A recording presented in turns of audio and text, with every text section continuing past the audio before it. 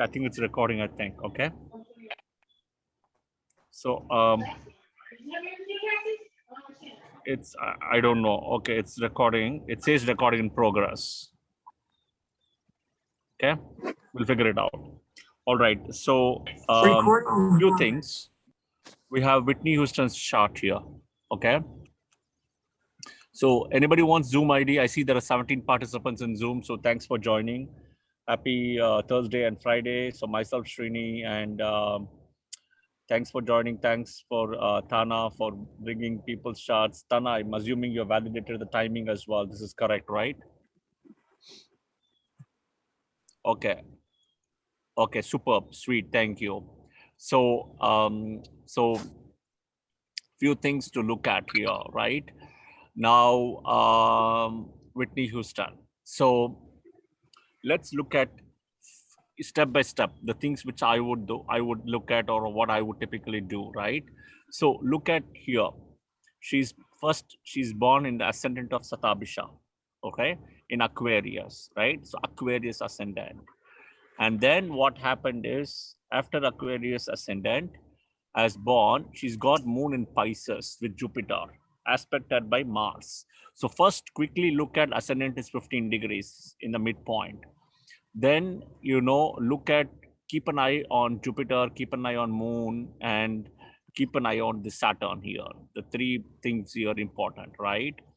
Now, few things to look at, right? Number one,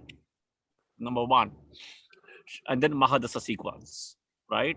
Ascendant Aquarius. And if you see that she is running the Mahadasa sequence, right?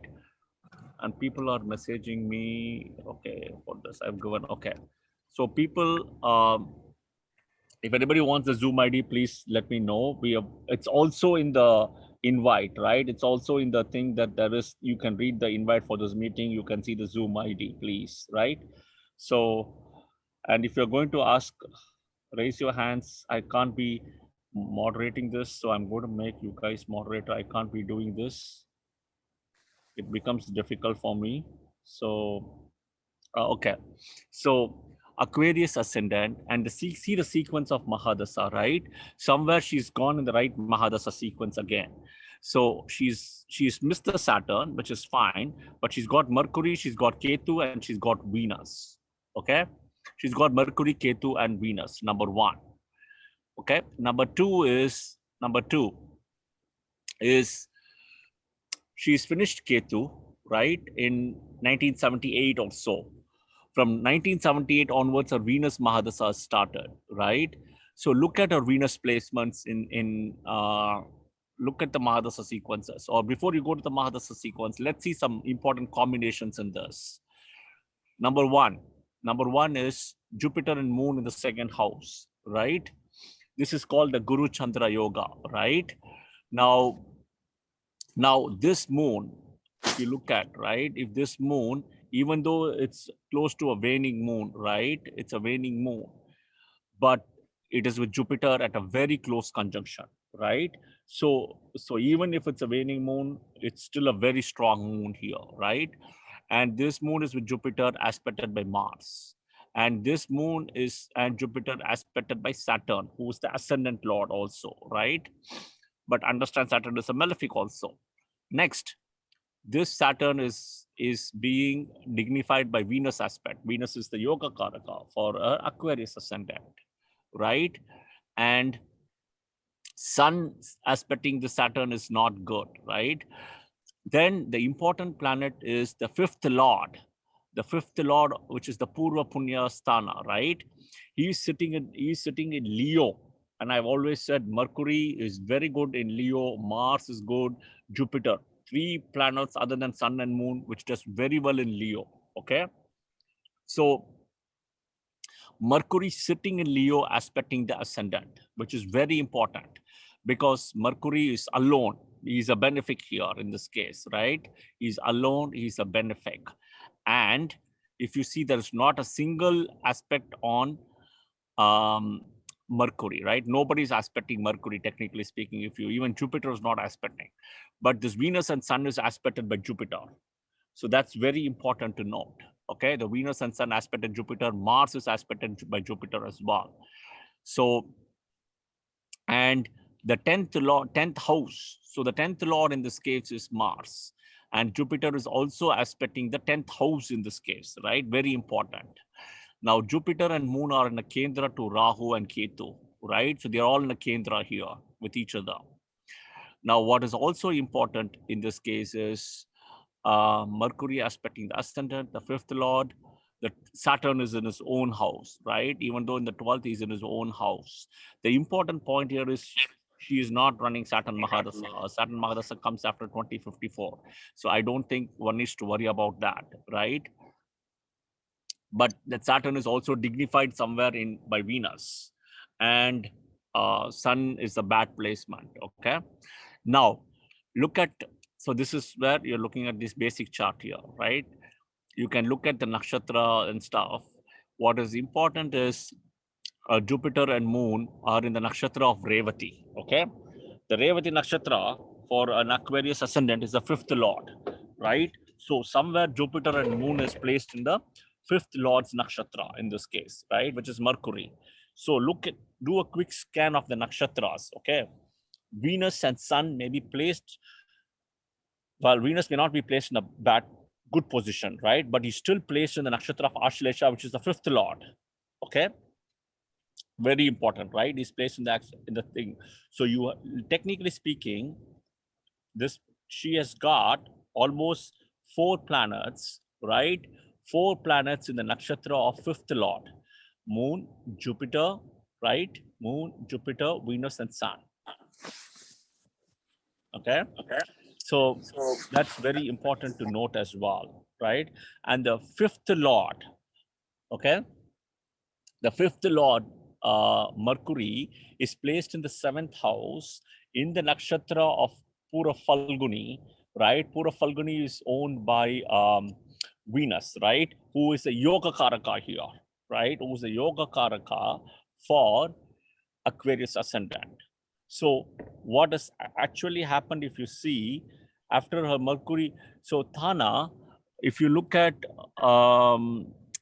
63, from 71 to 78, right? Until her age of 15 years with Ketu Mahadasa, she would have had a lot of issues with health and, some kind of stress issues as well. So you should check the time period between 71 to 78.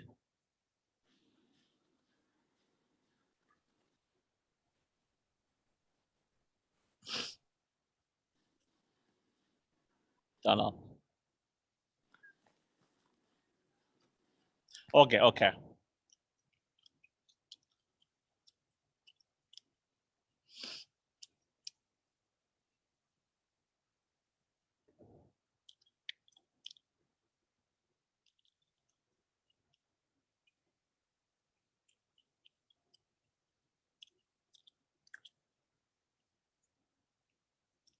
So what is important is when Venus Mahadasa starts for her, right? There is also a health issue trigger. Why? Because 1, 2, 3, 4, 5, 6.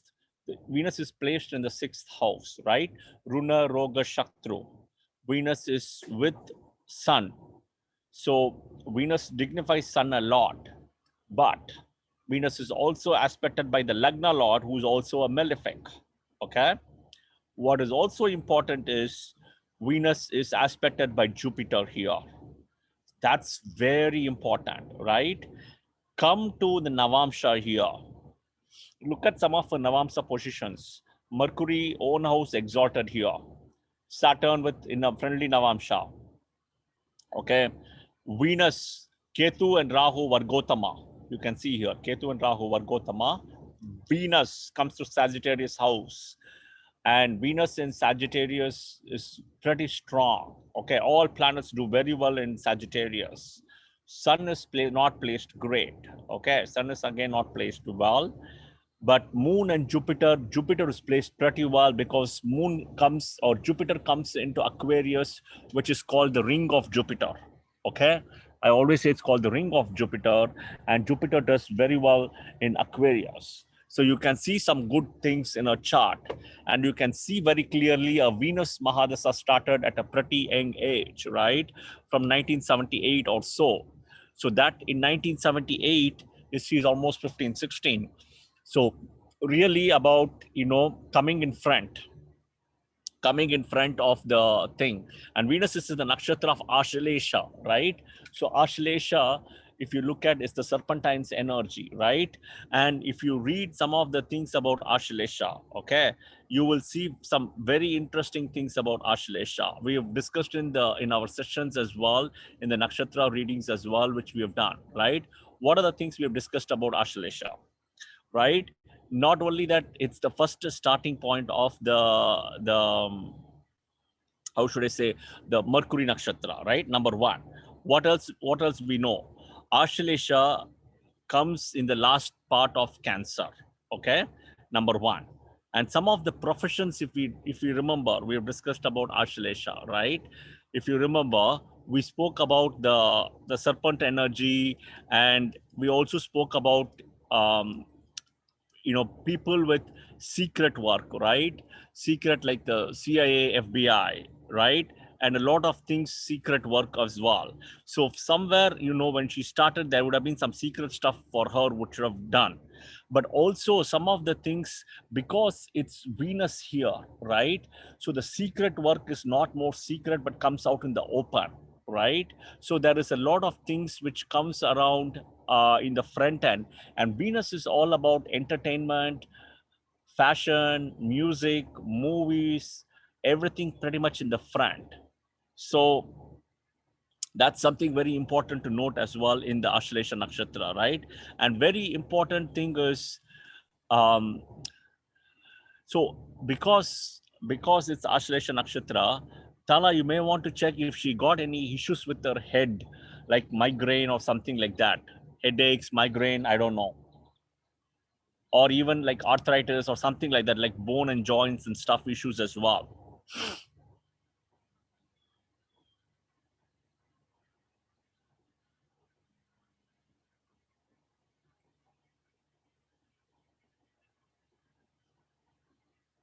Is it? Okay. Okay. So that's the issue with this Ashlesha Nakshatra here, right? Which has got a very strong thing. So, and weak body parts is typically the bone joints and stuff, the elbow joints and the body pain, but that's the other thing. Now, the important point you want to see is Venus Mahadasa ran for 20 years from 1978 to 98. Okay. And then what happened is after 98, Sun Mahadasa started. Now, in Sun Mahadasa, she would have achieved a lot of gain. Okay. The way why I say she would have achieved a lot of gain is two reasons. This Venus has dignified the Sun a lot. Okay. The Venus has dignified the Sun a lot. Sun is in the friendly house. The house lord is placed in a trine to the Sun and Venus, both. And Jupiter is aspecting it. The bad part is Saturn aspecting it, right? So that is the bad part, right? So give me a minute. So that's the bad part, right? But so in Saturn, Sun, in Sun Mahadasa, right? In Sun Mahadasa, she would have had some kind of, I don't know, death or stuff in the family. I don't know if it's visible, but she would have seen that as well because of the 6/12 axis here.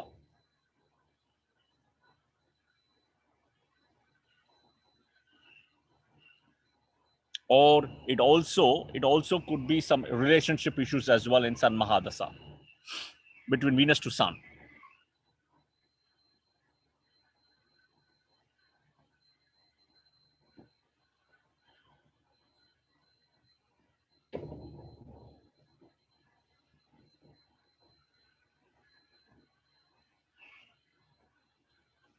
So you can see all the charts here in the screen in Zoom.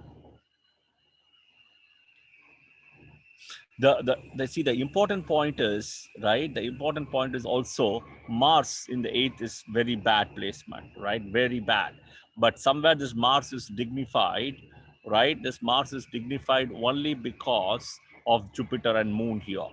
So that is a big savior here, right? So So that's a big savior for Whitney Houston, right? And then I'm trying to think. Give me a minute. So Venus Mahadasa would have also given her marriage and stuff. Is that correct? Marriage, children.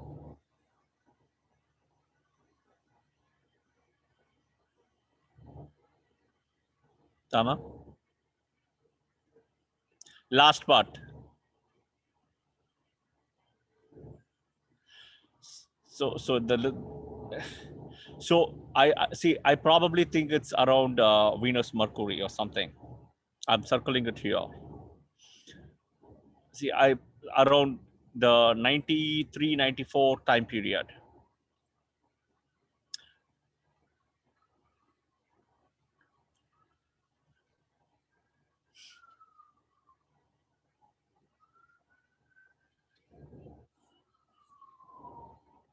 '93, '94. Yeah. Okay. Okay. So if you look at it, I just did a quick thing here in the right hand side, right? So that's this part of Venus Saturn here, right? Because of the ascendant Lord and Venus here. This is why I said the last time period of 93, 94. Because Saturn, Mercury, you see, this is all very favorable for her.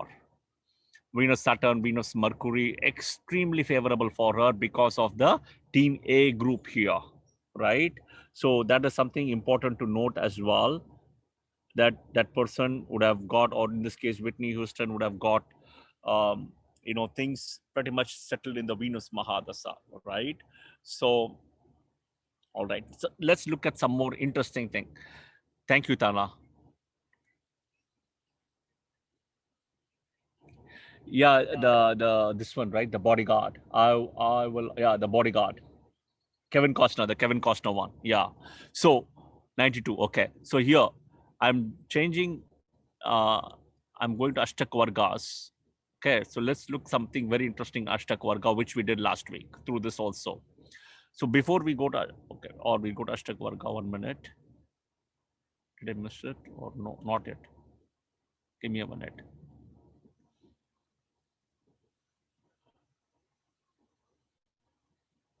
I had to wake up very early in the morning for a work call, so I have like a bad headache also today. Probably my voice is pretty low.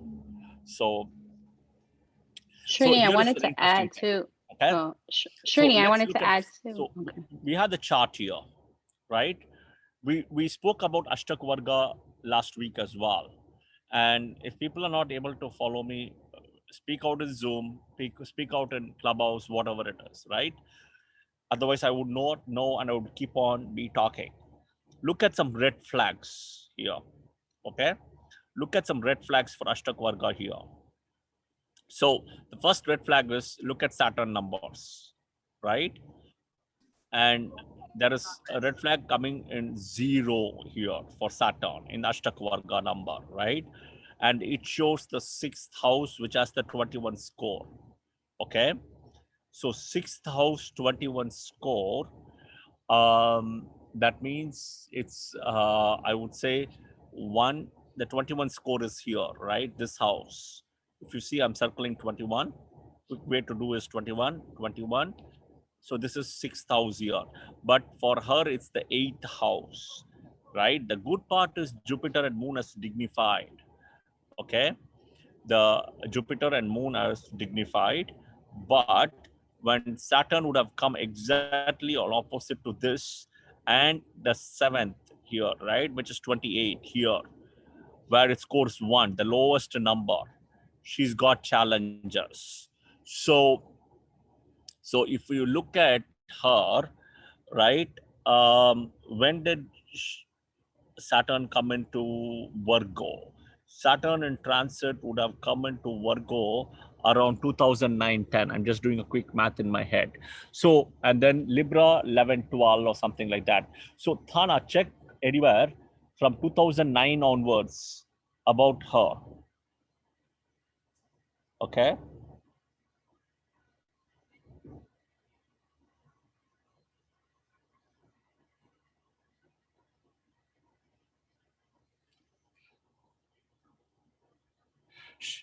1 minute. Let me see when did Saturn enter Virgo. 1 minute. I'm just checking when Saturn entered Virgo because I'll give you the date from there on. I'm trying to do Saturn in Virgo in my head. And 1 minute. Saturn was in Virgo. Yep. So Saturn came into Virgo around September 2009. Okay. Look from post September 2009 onwards. What happened in her life? It would be more like a downfall.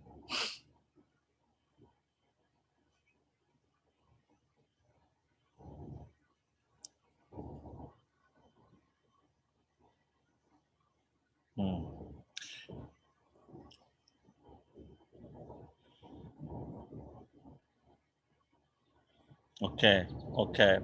So and then even 2000 so September 2009, even look at 10 and 11. 10 and 11 would have also been a challenge for her.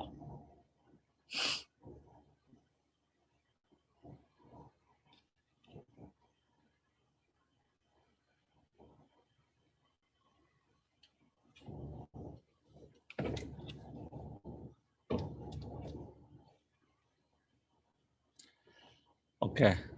Okay. Great. Now let's look at this one. Let's look at, I'm moving screens again from Ashtak Varga to this one. Okay.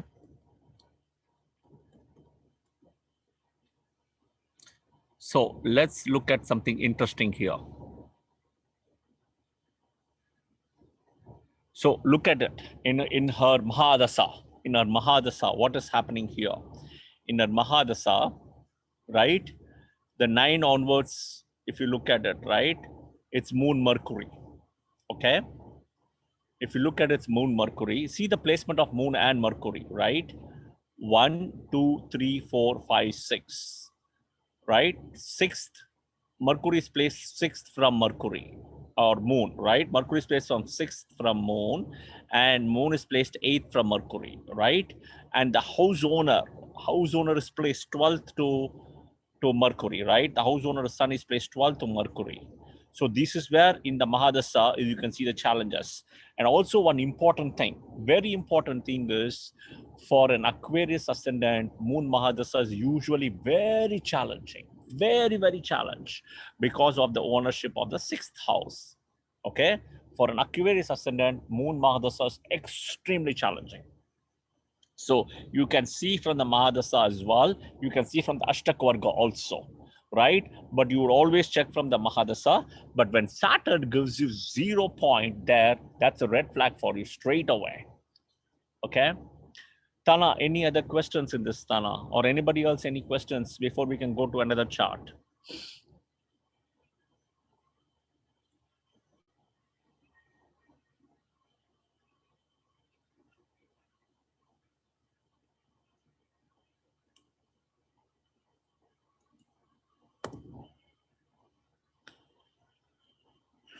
In 2011, right?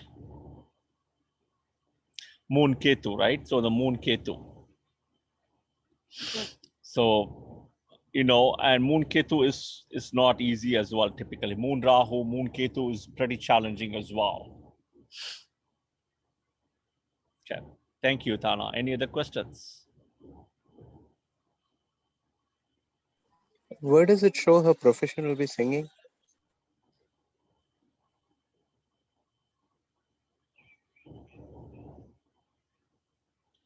So I don't know her death period, though. Somebody has to tell me the death time period, Pritesh. I don't. When? When was it?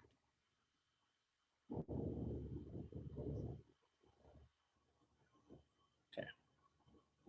Let's see what you get.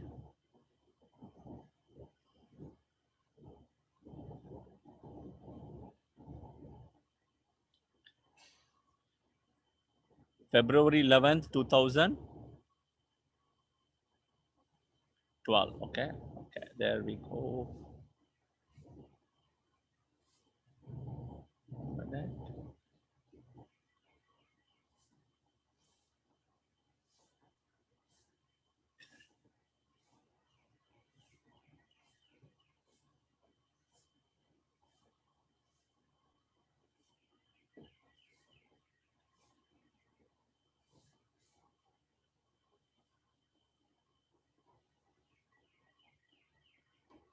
See the sequence. See the date. If people can see the date, it's Moon, Venus, right? Moon, Venus, Moon, Jupiter, Mercury. So if you look at the first three combination, right, it's actually a moon combination. And I just said that for an Aquarius ascendant, a moon is the most difficult Mahadasa. So if you look at the first three, it's a moon, Venus, moon. The challenge with Venus here is it's placed in the sixth house from the ascendant, right? It's placed in the sixth house. And the problem here is that it's placed in the house of the depositor. The depositor is again moon, you see? So end of the day, the Venus is somewhere also controlled by moon. So you can see her death date time period here. Moon, Venus, moon, and then Jupiter. So technically speaking, these two planets plus this planet here, which is controlled by again this planet. So does that make sense? So you can see that for an Aquarius ascendant also, she's dying during the time period of the sixth lord here, the Mahadasa sixth lord here, right? So, and if you break down to the first three things, you can see that very clearly. So, right. So a couple of interesting things, right? Thana, one interesting thing is this Rahu is very strong here. Okay. 1, 2, 3, 4, 5. Remember, guys, I said yesterday very clearly, and even last week, if people who are there can remind me again, or tell me if I'm not said that. I've said in multiple sessions. When you have a malefic in the fifth house, what happens? There is a first child that is a block, or the first child will be a female child. Is that correct? The first child won't live. Okay, female child, first child. Okay, so that's again shows that malefics, you see, very simple, right? This is a male sign, female sign, male sign. That's okay. It's a male sign. But end of the day, when a malefic comes here, right? When a malefic comes here, automatically it will block the child. It will block. She would have had issues in getting the child also. So do check Tana. She would have got issues in having the child. I don't know, some kind of issues she would have seen it.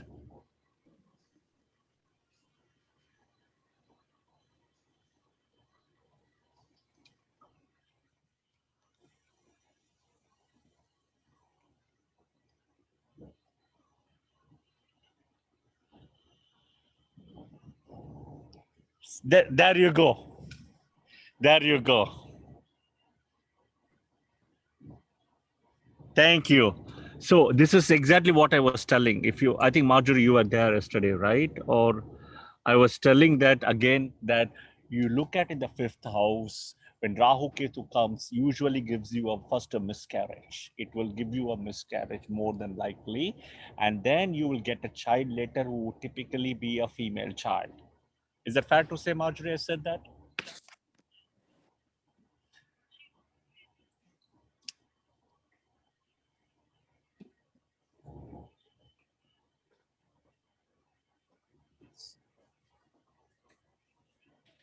Yeah. Okay. Got it. Thank you. So that's probably the Ketu Mahadasa. Okay. Jaya, you had a question, Jaya?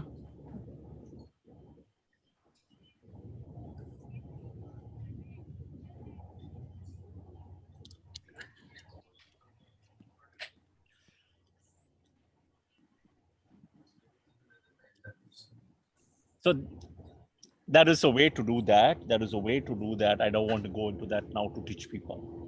I don't want to go there. If you want it, I'll discuss with you offline. There's a way to do that. There's a way or stuff to do that. Okay. So I don't want to go into those things because death is not something which is really a very pleasant thing, right? So that's all I wanted to say. Yeah, no problem.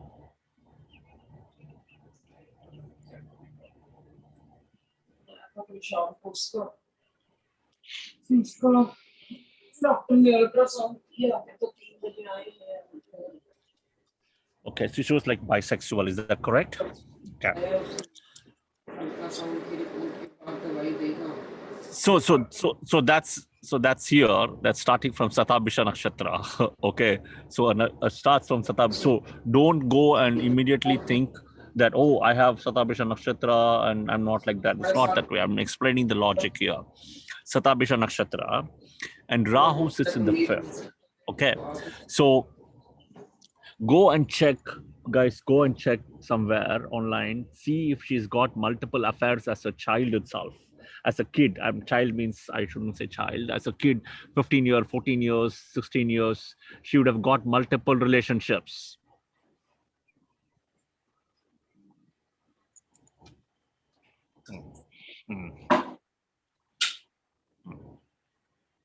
So that's, yeah.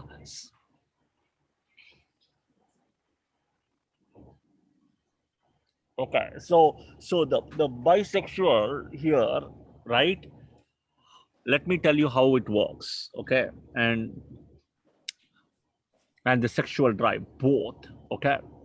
Couple of things. Number one is the Saturn Venus aspect. It's a challenge. If you go and listen to my videos in where I would have said in I think Taurus houses and Saturn Venus always. Saturn Venus aspect, I've always said, gives you very challenging issues with the sexuality. Okay, Saturn Venus conjunction, Saturn Venus aspect here. Okay, now what is happening in this case? Right, what is happening is, why Saturn? So also let's pick up why I'm also focusing on Saturn here. Saturn is the ascendant lord. Okay, Saturn is the ascendant lord. Now Saturn is the ascendant lord, so that's she, right? And a Venus aspect on it, right, actually helps Saturn, which is great. But a Saturn on aspect on Venus doesn't help Venus. One way it helps is as a Lagna Lord, it helps as a Lagna Lord, ascendant Lord. But as a malefic, right, as a malefic aspecting is not a great thing, right? So that is where the challenge is here, number one. So usually when Saturn aspects that kind of a thing with Venus, right, or Saturn Venus conjunction, somewhere the sexuality is there, right? The next one, what you would have to look at is the third house, third lord, right? Third house, third lord is the sexuality as well. And third house, third lord, the high amount of sexuality coming in is, so you look at third house, third lord. Who is aspecting the third house, third lord? Look at that. So this is 1, 2, 3, third lord. Okay. So third house, you always look for the sexual drive, right? The third lord is Mars. The third lord Mars is aspecting the own house here, if you see. Okay. Being a malefic gives you that thing. This house is not dignified at all. This house is not dignified. Mars is dignified, but Mars is still placed in the bad house, in the 8th house, in inimical house, Mercury here. Okay. So that is one. Now this dual nature, also important dual nature, this bisexual thing, right, is also another reason where Mercury as a planet aspecting the ascendant. So that is also that, because Mercury is the planet which is Inuch, right? The Inuch planet. But this Inuch planet placed in the 7th house, right, kind of gives you that and being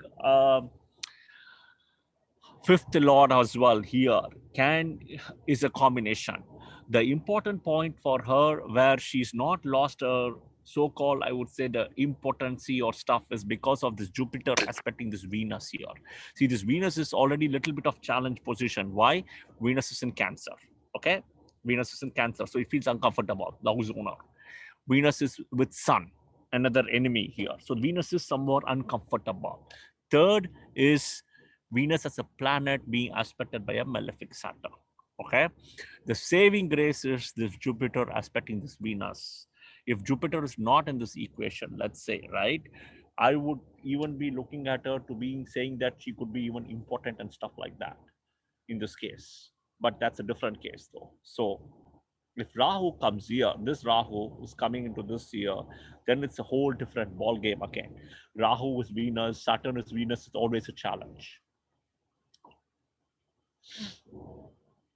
Yeah, did I answer the question?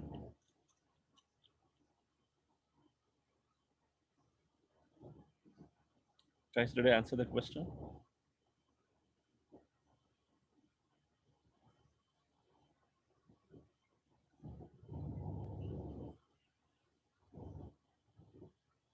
Saturn Venus aspect makes what? Say that again. I lost you.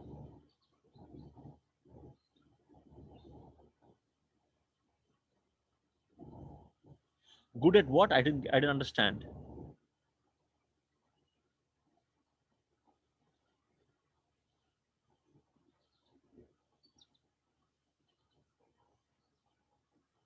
Did anybody understand what she said, or is it just me? Okay, so okay, I was not sure. Okay. Is this clear? Is this helpful, guys? I don't know. Is this clear, helpful? Any feedback so far? Okay. I think we lost Chetana. Are you back? Any questions from Zoom? People are quiet in Zoom. Wow, that's 20 people already in Zoom, and people are quiet. Any questions in Zoom?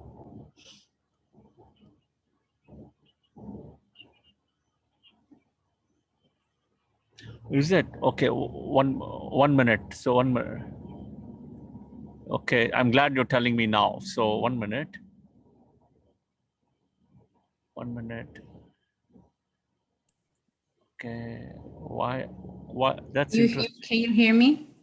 I can hear you now. Yes, I can hear Okay, you. yes. Okay, okay. Great. I can hear in Zoom now. Perfect. Thank you. Okay. So Tana, you were trying to say something, Tana? Saturn, Venus.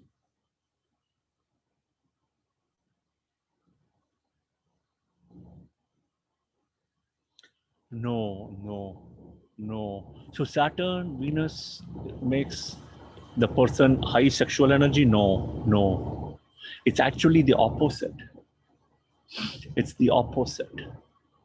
And the reason why I'll tell you it's the opposite is because what is Saturn? Understand, wherever Saturn comes, it's a problem, right? And so it's good for Saturn. Saturn gets dignified, but Venus will lose the thing, and you don't want Venus to lose it. So the challenge is with Venus losing the whole thing is the problem. So that is what the challenge with Saturn and Venus here, typically, in a conjunction, right? So malefics with Venus is always a challenge because the malefics will gain strength and get dignified, but Venus would lose the strength. The only problem with Venus is Venus was only got the 7th aspect, right? Unlike Jupiter. So the problem is Venus will lose a bit, right? Sitting here, aspecting 1, 2, 3, 4, 5, right? This is Jupiter doesn't lose strength, and Jupiter's with full strength here because he's close to Digbala, direction strength. 2, he's in his own house, Pisces. 3, he's with Moon, his own best friend. 4th, he's aspected by Mars, another of his friend. So he's very happy end of the day. He's very happy. You know?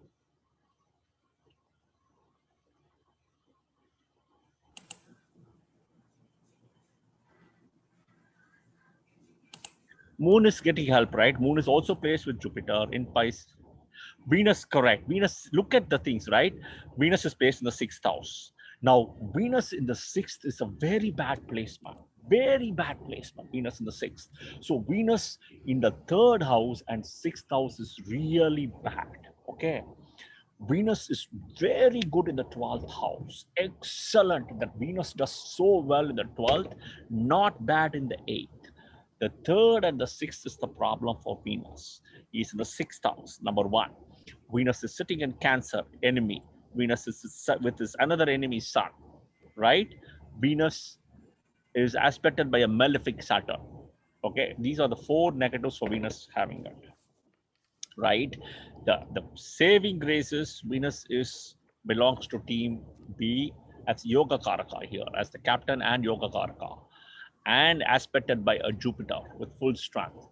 That was the blessing for her in the Venus. Okay, so that's how it is. Now, see, in terms of this high sexual energy, this high number of people romancing, also Rahu in the fifth will give you that. Rahu in the fifth will give you multiple relationships, very high level of romance and love. Sexual energy, you come back to the third house, third lord here. And that is aspected by, this house is not dignified at all, you see. So,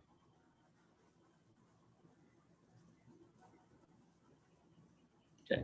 Any other questions? No, this one, yes, correct. Jupiter, moon is aspected by Saturn, correct. Absolutely correct. No, see, Saturn, so Saturn aspecting Jupiter and moon is good as ascendant lord, but is bad as Saturn. Saturn aspecting the moon always is a problem. So there could be issues with the mother usually, right? But having said that, check the chart. There will be issues with the mother for her. Okay, Saturn aspecting the moon, but somewhat it will be show decently okay, because you check several things. Okay, you have to check few things, issues with the mother. So I will break down the sequence here. No, she did have issues with her mom. So I'll explain. She was closer to the father. Okay, there it explains. So I'll explain now. Okay, explain all the rules of how you apply. You don't go one rule. Okay, first, Jupiter and moon together. Moon is strengthened up, excellent. Mars aspect on moon, I don't have a problem with it. They are friends, no problem. The challenge is, first, it's in the second house. Second house is a Maraka house. Second and seventh are Maraka houses. So there is some negativity in the second house, right? Being the sixth lord owner in the second house, that's what she also kind of died in the Mahadasa of moon. Now, look at all the negative points, what Parashara says. Saturn aspecting the moon, number one. Okay? Problem with mother. Now, the fourth lord in this house, let's check the fourth lord. 1, 2, 3, 4th. The fourth lord is Venus. Venus is placed in the sixth house again from the ascendant. Okay? Number 2 problem, right? Number 3, from this house, fourth house, the fourth lord is placed in the third house. Bhavat Bhavam, if you apply, is placed in the third house. 1, 2, 3, right? Problem is, look, we know how Venus is not greatly placed, right? Now Parashara also says that you apply fourth from the moon, right? Fourth from the moon for the mother. 1, 2, 3, 4. You have Rahu here. So there is definitely the issue with the mother.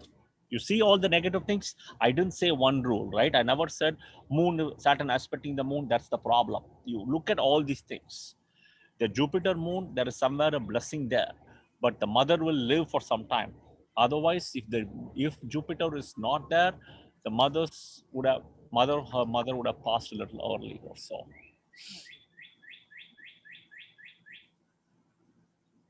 But no problem. But you have to apply all these rules like the way I broke it down, right? So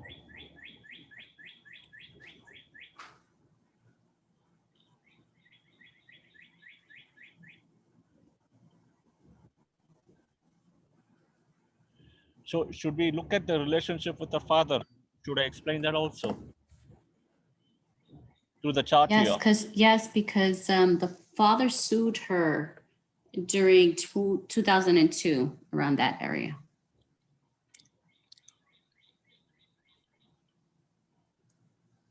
Sun Mahadasa, Sun Ketu probably, okay? So let's look at the father relationship. So father, how you break down is ninth house, ninth lord. Okay. Ninth house, ninth lord, sun, ninth from sun. Okay. You have to check all these combinations. So the ninth house in this case is this house. 1, 2, 3, 4, 5, 6, 7, 8, 9. This Libra house. Okay. Who is Jupiter aspecting this Libra house? No. Is Saturn aspecting the Libra house? Yes. 1, 2, 3, 4, 5, 6, 7, 8, 9, 10. Saturn is aspecting this house, ninth house. So father's house, Saturn is aspecting. So there is an issue with the father also. There is an issue by this way, right? One. Who is the ninth lord here? Venus, right? Let's look at where is Venus placed. 1, 2, 3, 4, 5, 6, 7, 8, 9, 10. In a Kendra, which is fine. But again, we know Venus is badly placed. Kendra is little better, right? But Venus is badly placed in Cancer and all those things. We know that already, okay? The next is we look at Sun, okay? Sun 1, 2, 3, 4, 5, 6 is placed in the sixth house from the ascendant, okay? So we know that. Now he's placed in a friendly house in Cancer. Sixth is not a bad house for Sun. Now let's look at ninth from the Sun. 1, 2, 3, 4, 5, 6, 7, 8, 9 here. So you see both plus and minus here in this case, right? You see plus and minus. So there is a mixed bag with the father. Interesting. Okay. All right. Any other questions?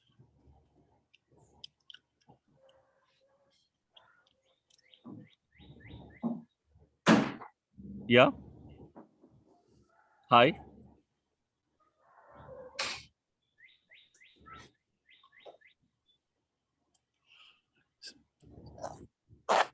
Gulika is important. Gulika is important. So Gulika is nothing but Saturn's kind of the energy there, the sun's energy or stuff. It is important, right? That is also another block. But I don't want to confuse people with, we already have 7 planets, so 5 planets, then 2 planets, sun and moon, and then other 2 shadow planets. So I don't want to get into Gulika here. If you need to be an expert astrologer to understand that. Okay. I don't want to confuse with too many things, right? We are trying to, people are at a learning phase here. If you start throwing a lot of things, they would get confused here. So, sure.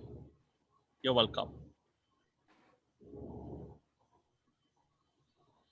Tana, should we go to the next chart or something, or any other questions? Anybody else?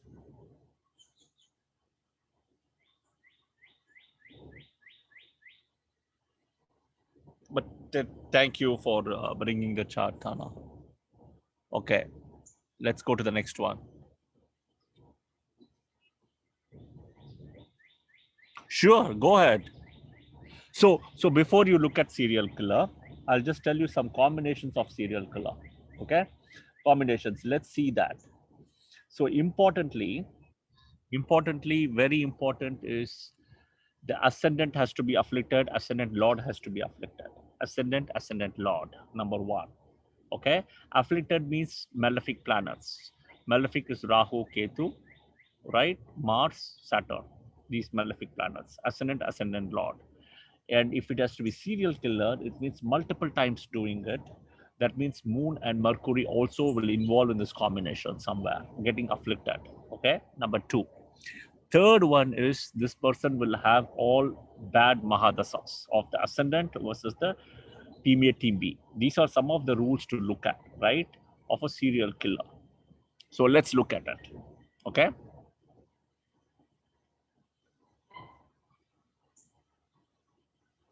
Who?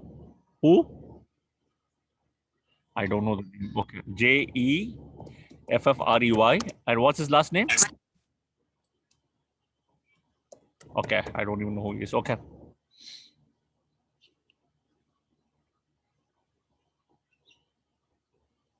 Okay.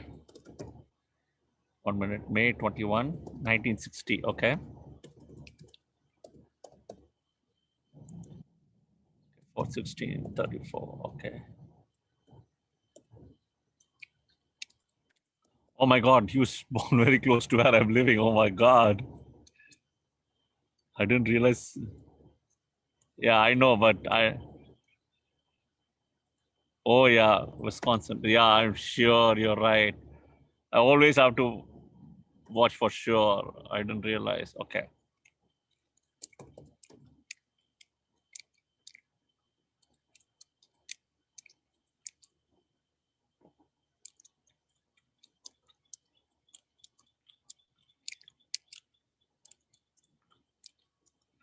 All right. So is this correct? May 21, 1960, 4:34.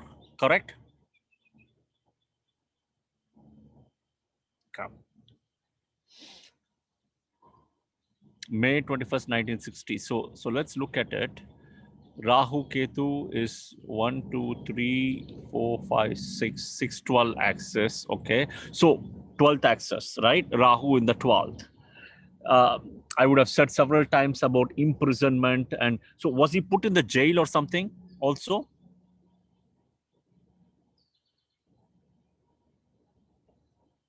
Okay. So Rahu in the 12th, I'm very hesitant to say, right? But very hesitant to say that usually Rahu in the 12th will give some kind of foreign, but depending on what it is, but will also give jail. Okay. And interestingly, understand here, don't look at saying Rahu in my chart, look at several things. Rahu is placed in Leo. It's a very bad, deadly combination. Okay. Rahu placed in Leo, number one. Number two, so he's got, so Virgo ascendant. Okay, so look at it, Virgo ascendant. He's got Moon and Mars here in the 7th. Both team A, B ascendant, team A planets sitting here. Okay. And in the 8th house, he's got Venus, right? In the house of Mars. Okay. And in the 9th house, he's got Sun and Mercury, right? Now, what is happening is Saturn is aspecting Ketu here. Okay. Saturn is aspecting Ketu. This is not a conjunction. Do not read this as a conjunction because it's 16 degrees apart. 16 degrees apart. Okay. So if you read that, the Saturn can get dignified to an extent because he is in the house of Jupiter. But having said that, the Saturn has an issue in this case of not being dignified. Okay. And he is aspecting Ketu, right? Now, important. Who else is aspecting who? Jupiter is aspecting Venus. Any other important combination? Sun and Mercury here, Mars, no Parivardhana Yoga, Mars comes here. So, couple of interesting things. One, Tana, Rahu 12th definitely issues. Okay. So, he's finished Mercury, Ketu, Venus. Is Venus Mahadasa? Venus is sitting in the 8th. Okay. Here. And in the Navamsha, look at where Venus is sitting. So if you go and check, somewhere in his Venus Mahadasa is when he would have started the problems would have started for him.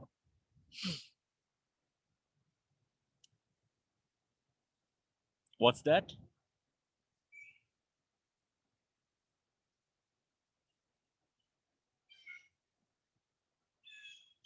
Okay.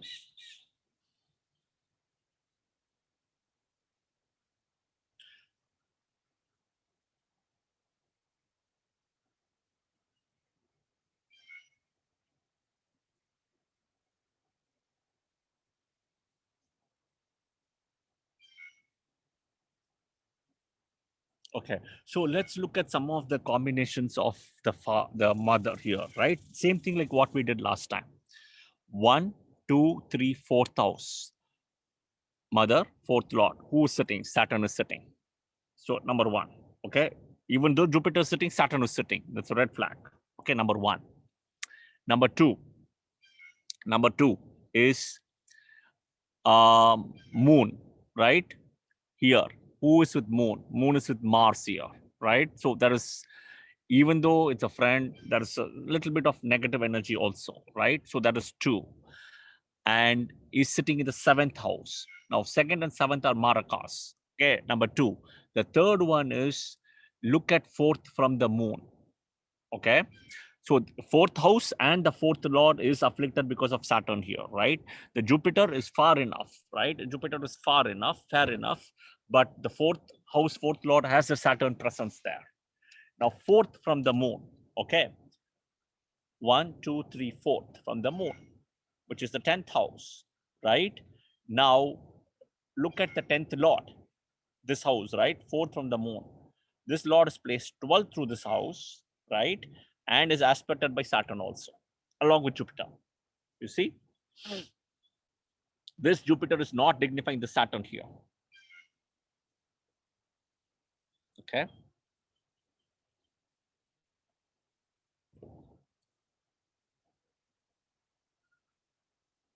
So you have to understand that,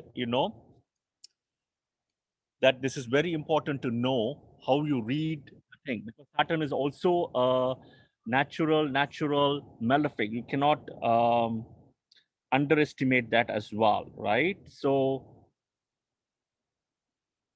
does it make sense?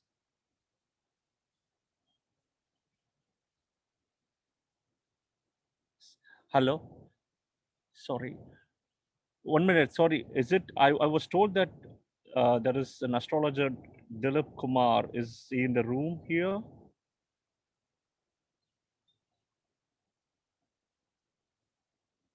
I was told, I just got a message. There is an astrologer in the room. So I just want to recognize him as well. Yes, I am here. Hi. Hi, sir. Hello. How are you? I'm good.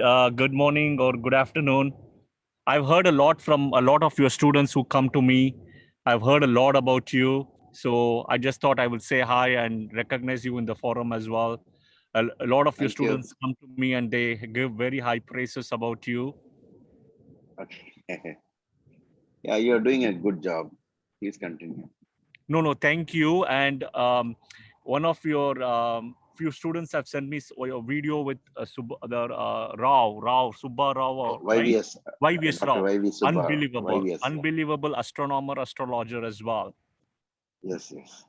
And I actually love, sir, that how you guys also look at from a physics angle as well. Okay. That's the astronomy part.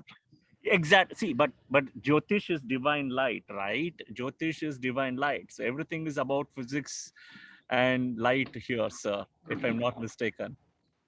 Yes, yes. But sometimes I used to tell people that if you get so much involved with the astronomy portion, then it's like looking at the music instrument and trying to understand the instrument instead of playing it. Understand? So, No, but of course, very you, good, right? Absolutely. Like the way I probably say it is, astrology and astronomy is when you have all the planets. You have Uranus, Neptune, Pluto. When you give life to them, it becomes astrology. okay. You want to add any points here? Please go ahead. It's a pleasure that your students have started messaging me already. That's how I know you are here. So I just don't know where you are in Zoom, Clubhouse. So they are very excited for you to come here as well. But please. I'm new to Clubhouse concept. So I've been using Zoom for a long time. Good. So It's Rahu's energy and technology comes into play. yes, of course. You want to add any thoughts, suggestions here? Go ahead. I can say that a serial killer is a person who's an adharma person. Dharma Yes. and adharma. So whenever the Lord of the ninth house is the house of dharma, and so you see that the Lord of the nine. It's 12th through the 9th. Yeah, it is in the eighth house. Correct. So it is against the dharma. Whenever ninth Lord is in the eighth, or even eighth Lord is the ninth. But, Right. But then what happens is you also, this is quite serious because Venus sits in the house of violence. Yeah. Mars. Right. Mars sign. And it is further heated up because it is a Kritika Nakshatra. Right. So that makes it even more stronger. So, but of course, you're following the right step by not going by any single rules. You always notice that you're stacking up. You do the stack up method, which I always recommend to my students. Don't do it by one rule or two rule, because they say, one swallow does not summer make. So you cannot say just like that as soon as you see 9th card and 8th. Yeah, because So absolutely right. It's not only rules, you have to also apply exceptions here, right? So even if you look at in this case, the Jupiter is aspecting the Venus here, right? But it's not doing the thing what it's supposed to do also, right? If you see that way. So the connection between Jupiter and Venus and Jupiter and Saturn, they come into a different class, because in Brihat Parashara Manashastra, the Maharishi has given examples of where, in spite of being a Kendra and the Trikona Lord, Jupiter and Saturn, they do not form yoga at all. Correct. Especially if you look at, even if you look at, like, for example, Aries ascendant, right? Dharma Karma Badi Yoga. There's no Dharma Karma Badi Yeah. Yoga. Exactly, because it's Yeah. also Badaka So here. is mentioned. Correct. Is mentioned as a separate point. So from that, by reading in between the lines, you understand that Jupiter Saturn conjunction is also bad separately. But of course, in this case, it's not a conjunction. I'm just bringing up the topic. As Right. you rightly pointed out, the gap is so much that it's not a conjunction. But when you look at Venus, Venus is almost right in the middle of the bhava of the, Correct. because ascendant is at 26 degrees and this is at 28 degrees. It is better that on and off you show the bhava chart also. Good point. You've shown the Navamsha chart. So Yeah, sometimes, it will give us better insights here. And one more thing is, always look out for rare things in the horoscope. For example, you see the ascendant and the moon in the same degree Yes. in terms of the house degree. Okay. Yes. So, See, instead because of showing all the Go ahead. charts, Yeah. you can have just the see where you place the Navamsha, unless Navamsha is being discussed. Otherwise, it's always a Rashi and Bhava is the pair. Right. So agreed. The reason we look at Navamsha mainly is to see the result, right? Because end of the day, however it's good it placed in Rashi chart, right? You have to see, because as you rightly pointed, Maharishi Parashara follows very well to say that, is it placed in a benefic Navamsha, right? Is it placed in a malefic? Yes, Is it yes, yes. placed in Yeah, exalted, right? exalted. Or own. Yeah. So you have to look at the Navamsha, right? Because I don't see, the reason is Bhava Chalit chart. I've explained to a lot of these people who are following me here in Clubhouse and everything, the rules of Bhava Chalit, how do you read it? But I've not explained them as in Zoom to explain to them. I've explained to them verbally. You only take the Okay. Rashi sign. If it's exalted, is exalted in Rashi. But if it's move one house, it's not anymore fourth house. It's come third house, or it's not fourth, it's fifth. So that's where they might be getting challenged, but absolutely correct. So explaining here, if you look at Bhava Chalit here, right? Coming back in thank you, sir. 1 minute. I'll just take a pause to explain to us what you rightly mentioned. So if you look at it, Saturn and Jupiter, why we were saying it is not conjunct, you can see the degrees. Jupiter is moved now to the third house here, right? Yes. The way you should read it out is Jupiter is in third house and it's in Sagittarius, and Saturn is in fourth house in Sagittarius. They're not conjunct. It's third and fourth. Yes. You have to, it's a border, right? There is a border of 360 degrees. So if you put 0 to 30 and keep doing it, then you'll understand this house only of making the house. Jupiter is still in Sagittarius. It's still in own house, but it's now number 3, right? But the aspect, if you look at it, you should go back to this chart to look at the aspect on Venus and not look from here. So don't do that as well. Very important. Now, what you also see is Sun, Mercury, Venus all coming to the 8th here. They're not in 9th at all. You see, so the reality is Venus is in 8th house Aries. Sun and Mercury here now is in 8th house, but it's in Taurus. That is how you would read it. Yes. So the 6th, 8th becomes also a challenge in this process as well, right? And very important to note that how you break down. See, the reality is we all have to understand nobody is born a genius, nobody is born a scientist, nobody is born a serial killer, right? It is how the initial phase of the life somebody has experienced has actually taken it up. So moon somewhere becomes a very important point in a chart, right? And moon, we look at main important things. Number one, moon triggers Vimshottari Mahadasa. Two, moon is the fastest moving planet. Moon is the mind. So moon can take your past actions with today as a date, reference date, forecast or come what is the define your future, right? And also when it comes to transits of Sadesati, right? When it comes to transits of Sadesati, you see from moon, right? And when you have eclipses, right, moon gets the highest affliction in the eclipses, right?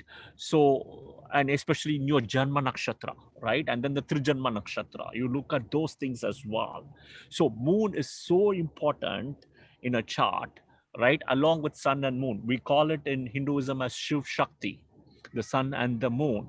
So very important to do that. But sir, go ahead, please add. Sorry.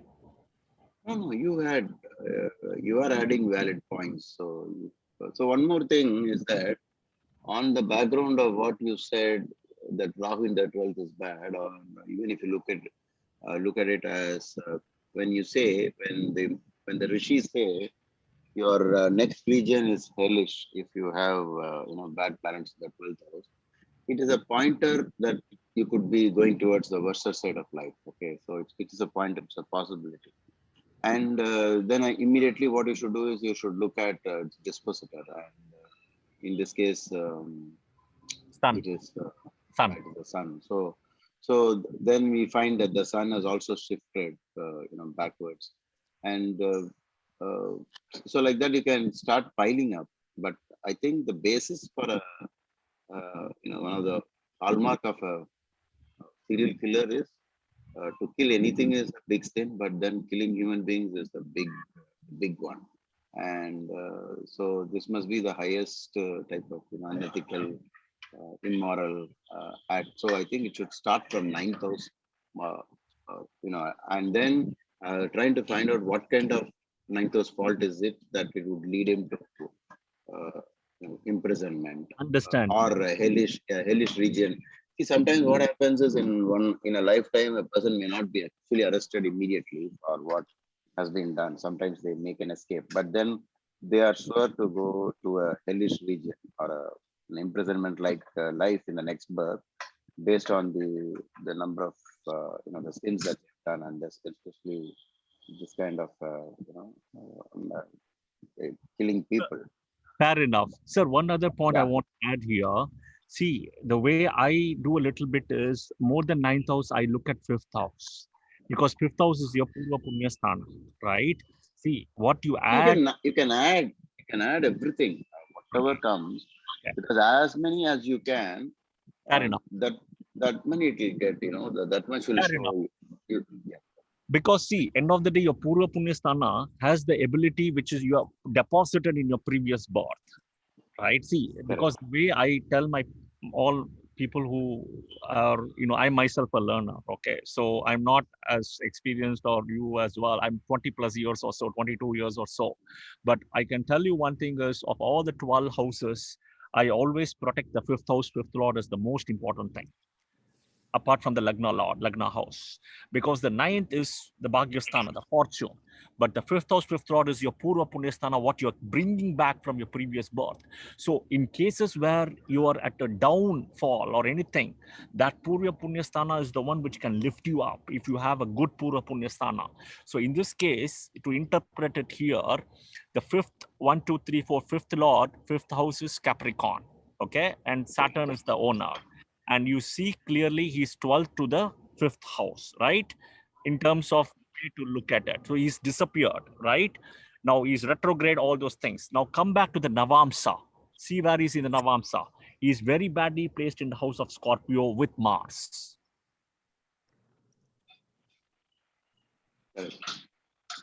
Because see, for ninth house, what you get from the fifth to fifth is the ninth if you apply Bhavat Bhava, right? Ninth is even the good deeds, what you're doing comes as fortune and all those things. But to your point, again, I think the 159, the pillars, and somewhere I don't know, I just focus I've been taught as kid itself to focus more on fifth house, fifth lord. It is fair enough because fifth house is the fountain from where anything good can come. And if so, if it is, the fifth house, I think is definitely the biggest, starting point. Because in the Kala Purusha, the fifth house is owned by the sun, the biggest. Yes, exactly. Thank you. So one question, since you are here, there is just, this is off topic. Okay, I want to get your thoughts because Rahu. So I I always say Rahu does very. I mean, apart if you apply the rules of Rahu here, right? So the Upachaya houses, right? 3, 6, 11. You can also put 10 if you want, and then Aries, Taurus, Cancer, Virgo, Capricorn.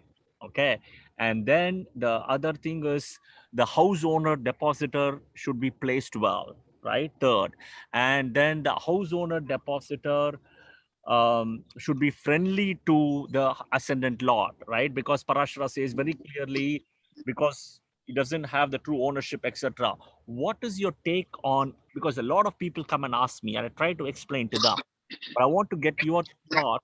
What's your take on Rahu in Gemini? Because I have not seen Rahu in Gemini do well at all. Rahu in Virgo is excellent. Kanya Rahu, that's different. But Rahu in Gemini, not really. But I want to get your thoughts. I think it will be, we need more information on what kind of Rahu this is. But I really don't know, like if you simply use the position of a planet in a particular Rashi, how you could get more information out of it, because there's so many other things. For example, where is it from ascendant, where, and the dispositor. So Fair few things will change. Yeah. So, enough. but there are, as a building block, you could use certain basic things and then start saying that, a particular planet does well here or does not do well here. For example, when you said Rahu in this chart is in the sign of the sun, and not only that, it is in the nakshatra of the sun. So it is Correct. 2 times the sun. So Correct. whenever Rahu and sun meets, there is conflict. Okay. And then we will have to refer Bhrigu Sutram, which says the person having Rahu in the 12th will go to hell. So Correct. the movement towards hell. And then apart from that, I think many other books like Phaladipika, etc., they have mentioned that the person will be sinful. So, but this is because we were able to find many things against Rahu. So that's how we have done in this case. And then you find the dispositor in the Bhava chart has gone, neatly into the 8th house. So slipping away from the 9th Rashi, where it got a chance to be in the 9th, but he took more time to be born, pushing the ascendant closer to the end of Kanya, forcing the sun to, because this is the logic in astrology, that you take your birth in accordance, matching up with your karma. It's not the other way around, that the planets cause these things upon you. Correct. So why did you wait so long? Is only because you wanted the sun to be pushed from the 9th into the 8th. Because if you're born an hour back, you would have retained sun in the 9th, where sun in the 9th says, Sage Bhrigu says it is very good because he'll be a devoted person, etc., except the father problem. Because of the Karako Bhavanashya, maybe Sage Bhrigu mentioned that. But here you will have to always compare which planet shifted. You understand? When the planet shifts, it is trying to tell something. Because it was waiting for that particular point in the ascendant. The ascendant had to be here to push the planets either forward or backward. Correct. So I would always use that as like in tarot card, when a card jumps out, we will take that card as the most significant card. So like that, we are wondering the sun, which look very nice to have sun in the 9th, but even though it's bad because it's already the 12th lord in the 9th. Right. Okay, so as So, a 12th lord, then. but But the I think way, it, go this ahead. violence came to him more maybe because the moon is exactly in the seventh, Mm. the Bhava Madhya, because it's a Yes, mind exactly. factor, the way you think.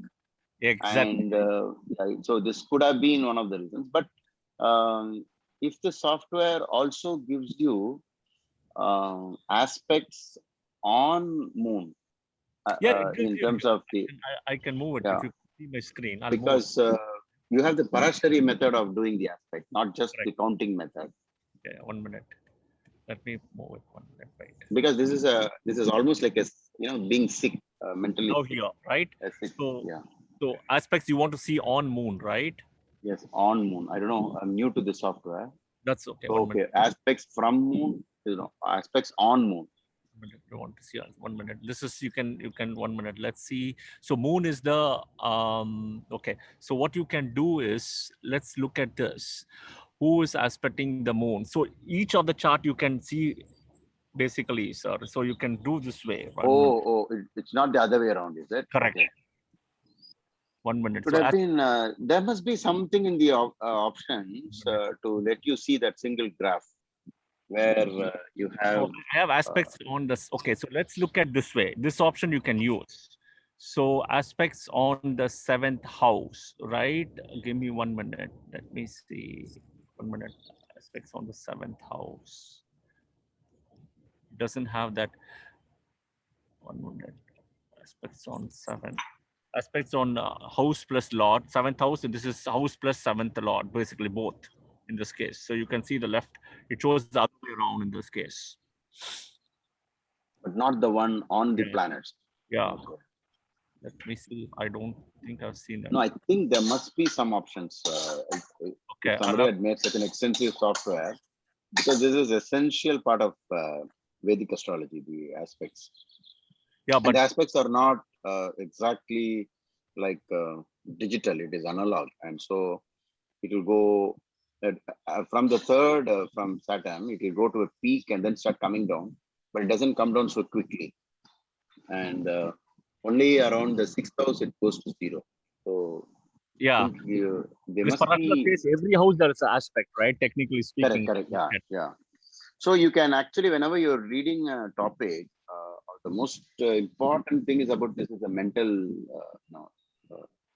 sickness. So it must be the moon mainly.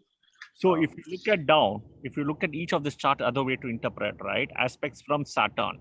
So you can see from Saturn is showing almost this much, 70% that is aspect on moon. If you see because of the degrees. Yeah, exactly. So instead of doing the finger counting method, it's always better to keep an eye on this. Though the finger counting method will give you the maximum aspect. Okay. So like this, Fair you enough. can, yeah. So whenever Saturn connects to the moon, there is this, there is a kind of mind, like a Yes. different mind, a mind that borders on Negativity and darkness. not exactly. We can't say that's all the time because sun moon conjunctions are also what makes a sannyas.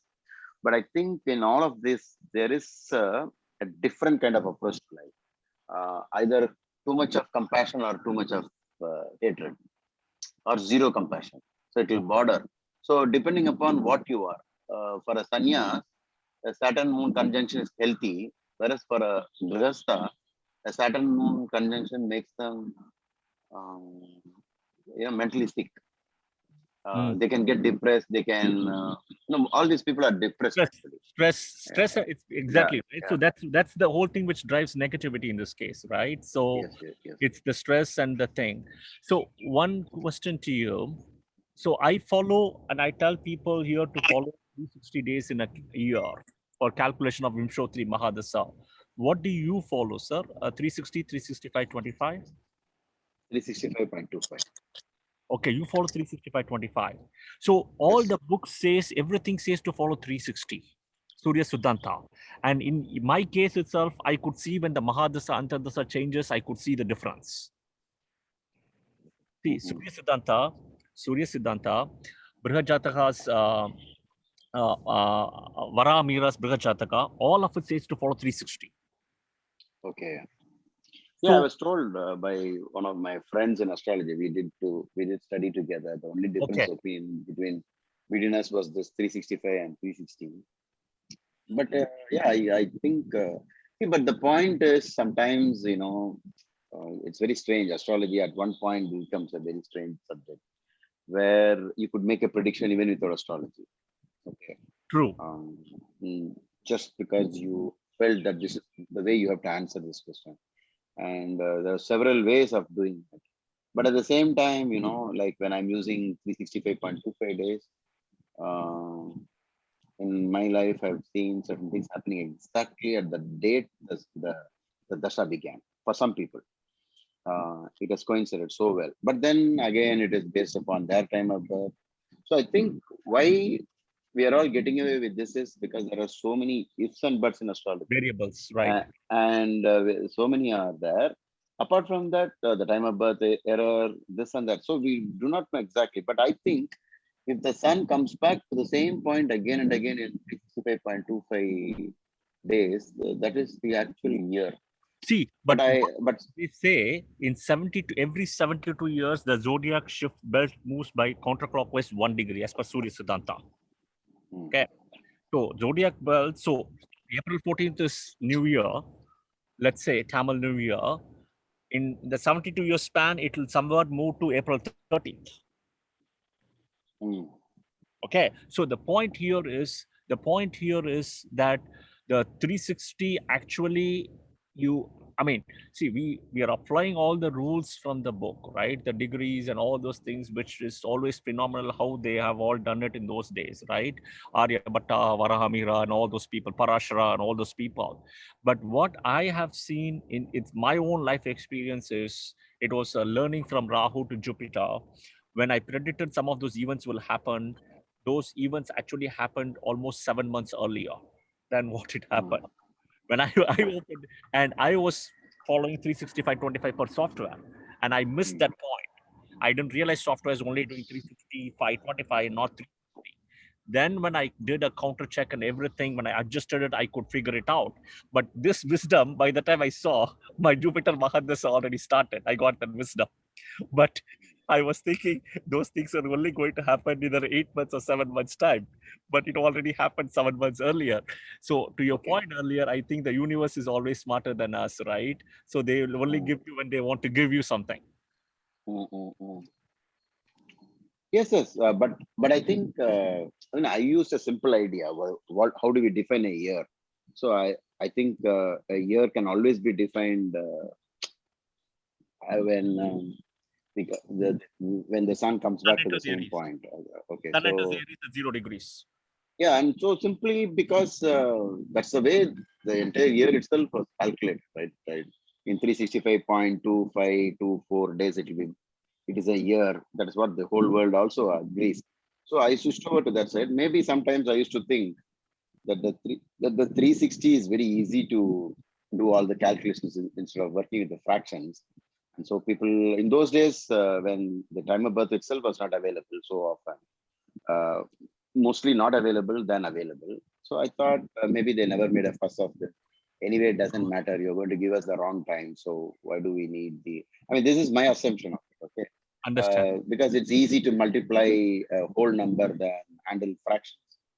But anyway, I think these are the gray areas in astrology where you could get lost in it and miss the whole prediction itself. No, absolutely correct. Absolutely correct. But so the way, because I'll tell you the way when I do in my consultations and stuff, I only use 360, number one.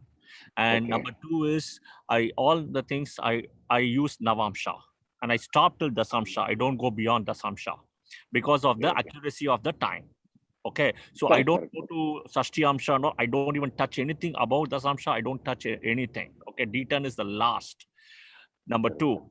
Number three is to predict the actual events happening as what it is. I use the Bava chart. Everything I use Bava chart.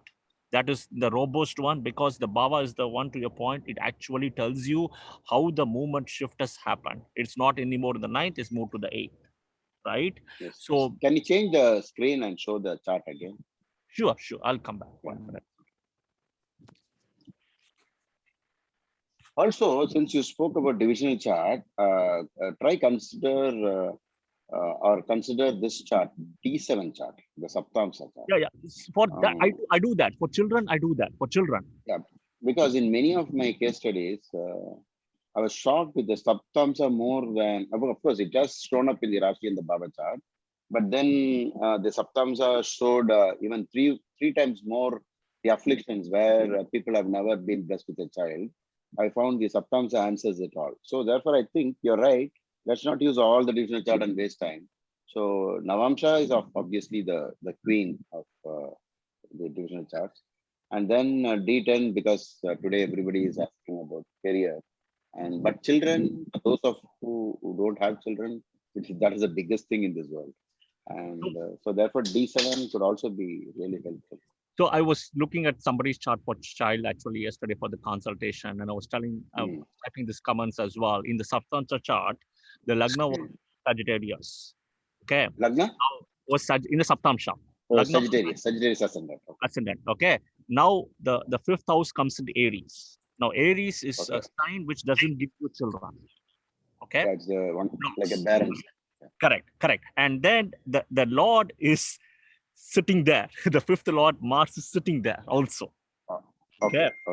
Now in the basic chart, already this person have affliction in the fifth house, malefics again sitting. Okay. So again fifth house you have malefic. The fifth Lord is going to one of the other sign. I think it was going to Leo, another sign which doesn't give you child again. Right? Because even though the sun is the natural significator of the fifth house, but Leo doesn't give you the children, right? It blocks. So it's a barren sign. Correct. Right. Barren sign, it's a blocking sign for children.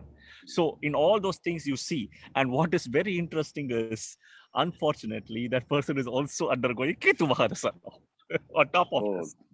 Okay, Ketu is against. Exactly. So that's because the timing now, it's an important thing, right? Mahadasa is when you're going to get, right? Where is Jupiter in the Saptamsa? In the Saptamsa, I don't remember. I'll have to go and check. I don't. Always in a divisional chart, you have to first focus on the ascendant lord itself. The ascendant lord. In every divisional chart, the ascendant lord will become the most. Let me tell you what it is. 1 minute. Let me tell you. And moreover, even if you take the Lagna lord in the fifth, Mercy starts hinting at Putra dosha, slightly, but we don't see the logic. How could first lord in the fifth create loss of first child? We don't know on what basis that might have been, but I did find a lot of issues with children when people had this Lagna lord itself in the fifth. Though it should be good actually, because it's like a Trikona connections and a Kendra Trikona connections. But in spite of that, he says loss of the first child, and many people had abortions with this Lagna lord in the fifth. And you actually pointed out that it is a malefic. 2 times it has shown its presence. Okay, we can add like that. But Saptamsa is definitely great, and I think Dr. K.L. Rao did a lot of research on Saptamsa. And another rule that another idea he came up with is during his research. He said the law, if the 9th house is afflicted by malefics in the D7 chart, then the dosha escalates to a good height. Finally, it will be for me like to say, no, don't wait for a child, go for an adoption. It's only when I see terrible afflictions on the 9th, because I think the logic might be it's all the 5th from the 5th, and the same thing that we are so used to the 9th from the 9th is the 5th house. So 5 and 9 gets connected. So more than afflictions in the 5th house, the afflictions in the 9th became. But then I understood that this was something to do with the curse of the past life parent, the father. Because the 9th house, he might have done some misdeeds, and then his father might have, been very upset with this. And then he might have said, you will soon know what is a child or something like that. And so in the next birth, they beg for a child, and the child, so he's not given the opportunity to become a parent. So you messed up with parents, and you will not become a parent. So you can see this kind of philosophical connections between houses and then try to understand the situation. You can also ask, how's your experience? How do you behave with your father in this birth? Because from that, you could use that as a means to find out how much affliction you carried forward with regard to your parents. That's a very good. No, that's a very good point. So here is the thing, right? For that person, the Jupiter is in the Leo sign again. That's the challenge, because in the Oh, ninth okay. house, even though it's a ninth, you can one way look at the first and first lord of the ninth and everything. But end of the day, it's still the sign which doesn't gives you children. It blocks And in children. the Bava, yeah, and in the Bava chart, where is the fifth lord? In the Bava chart, in the fifth lord. 1 minute, let me tell you. It's not moved anywhere. Give me 1 minute. It's Oh, not it's moved. still staying, It's staying there. still Okay. saying the same thing. Yeah. So 1 minute. Let me tell you the Bava chart, which is there. It is. It's not moved at all. So 1, 2, 3, 4, fifth. The fifth lord. Basically, the fifth lord is in. So the fifth lord is in the ninth house. Okay, it's not moved. Okay. So here is the thing. So in the D1 chart, this person is a Pisces ascendant, right? In a D1 chart. Okay. The fifth lord is moon. Okay. The Correct. moon is sitting in the 9,000 Scorpio, close to debilitation. Okay. In the nakshatra of Anuradha. Okay. In the nakshatra of Anuradha. Right. Now it is also the lord of 11th and 12th for a Pisces ascendant. Okay. Now, not only that, moon is at 3 or 4 degrees away from Saturn, who's also sitting in Anuradha nakshatra there. Okay. And there is no aspect of Jupiter here on them. Because Jupiter is in 12th house. So Jupiter is Correct. to the ascendant. Not supporting. Yeah, not Correct. supporting. Correct. Right? Now, if you look at it, even though if you consider Scorpio is very good sign for having a kid, right? Scorpio, Cancer, Sagittarius also. Fertile Sagittarius, signs. Pisces, Sagittarius also correct. But the problem here is in Scorpio. He is in close to debilitation, right? But in the nakshatra of Anuradha with Saturn again, the nakshatra owner. That's a big challenge, right? So, and the most important point is, right? See, I feel that when you're running fifth lord Mahadasa, ninth lord Mahadasa, right? There is a gap always which can come in slowly in that, right? When you're running fifth and ninth lord Mahadasa. But the minute you are running a Mahadasa like Ketu, I mean, if you know very well, right? Maharishi Parashara says Ketu Mahadasa, he doesn't rank very well at all. Is that fair to say? Correct? Yeah, No yeah, matter what it is, it yeah. does. I now. He starts up by saying, I now describe the dasha of the headless trunk, headless body. So it just doesn't tally with our worldly matters. Yeah. And So worldly matter is marriage and children. yeah, everything is it's a difficult time period. It's really a difficult time period, and so that's why I always say to people that Parashara has done beautiful way of how he's have the two malefics, Rahu Ketu, and then he's put the two greatest benefics after the Mahadasas after them, right? Rahu after Correct, Jupiter correct. and Ketu after Venus, right? The energies to support that, how they come in. So you have to undergo your past birth karma. And I always say that people who are born in certain nakshatras and who are able to undergo Rahu and Ketu Mahadasa in this birth, they actually extinguish the loss of their karma.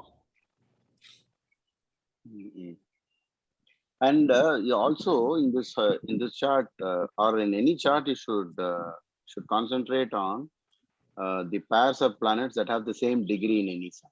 For Correct. example, here Jupiter is at 27 degrees and Sun is at 27 degrees. And the sixth house aspect on of Jupiter by Jupiter on the Sun will be like 0, right? Sixth house is 0. Yeah. Correct. Yeah. Okay. So you can, of course, by using the stack up method, you can really, each time you can get perfect predictions and understanding or reading. It's definitely possible. And in this case, it's also the Sun happens to be the sixth lord in the fifth. Understand? Sixth Lord in the sense is he was this person was inimical to his children in Correct. his past life.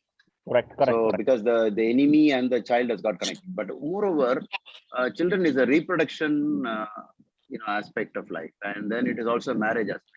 Because marriage is done only for primarily or intention for marriage is only birth of children, and now you see whenever the Lagna Lord goes one step backwards into the 12th, you miss the 1/7 axis, right? Mm.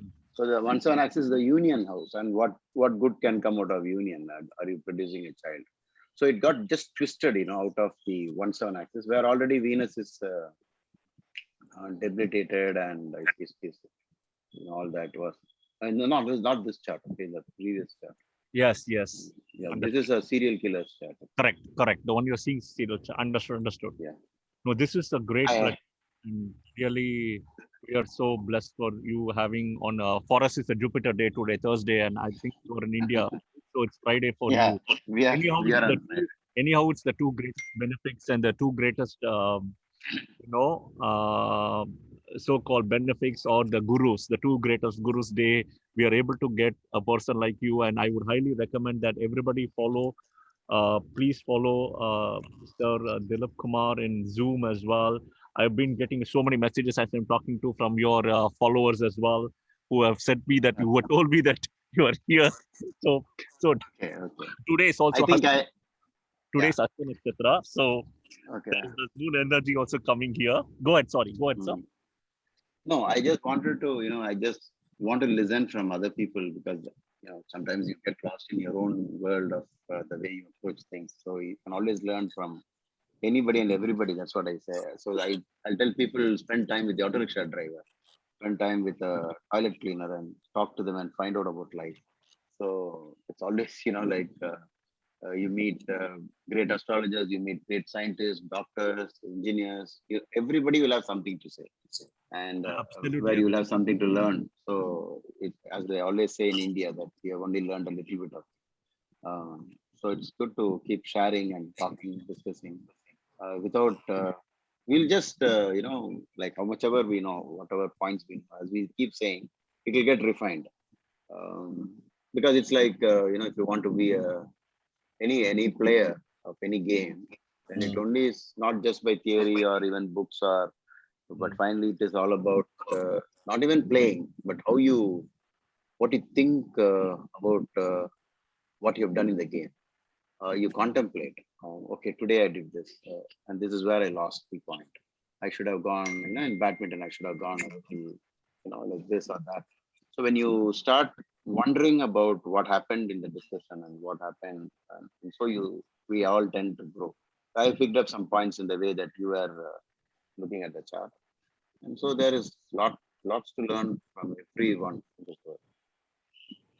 So Sometimes I learn from my students also. we will be happy to host a video or a Zoom call or anything with you as well, sir. Once when you get a chance, or I know you're very busy, it would be good. Yeah, this today morning for some reason I mean normally I get up at 6:30, so this time I got up at 6, and so then suddenly I saw our HDFC Krishnan.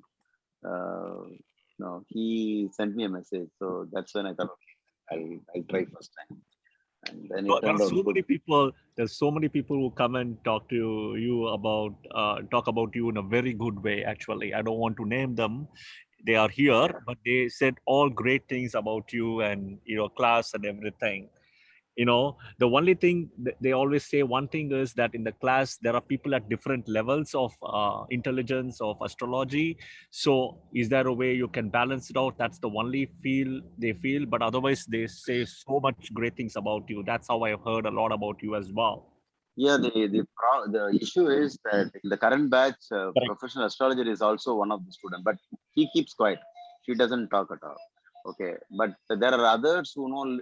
Sometimes I can't even put them off by saying you keep quiet, or Sometimes I feel like it. But this the last class I was disturbed heavily in the previous class, but this time I'm planning this Sunday. I'll be muting them all and then giving them the chance only by the hand raise method. So I'm going back to that.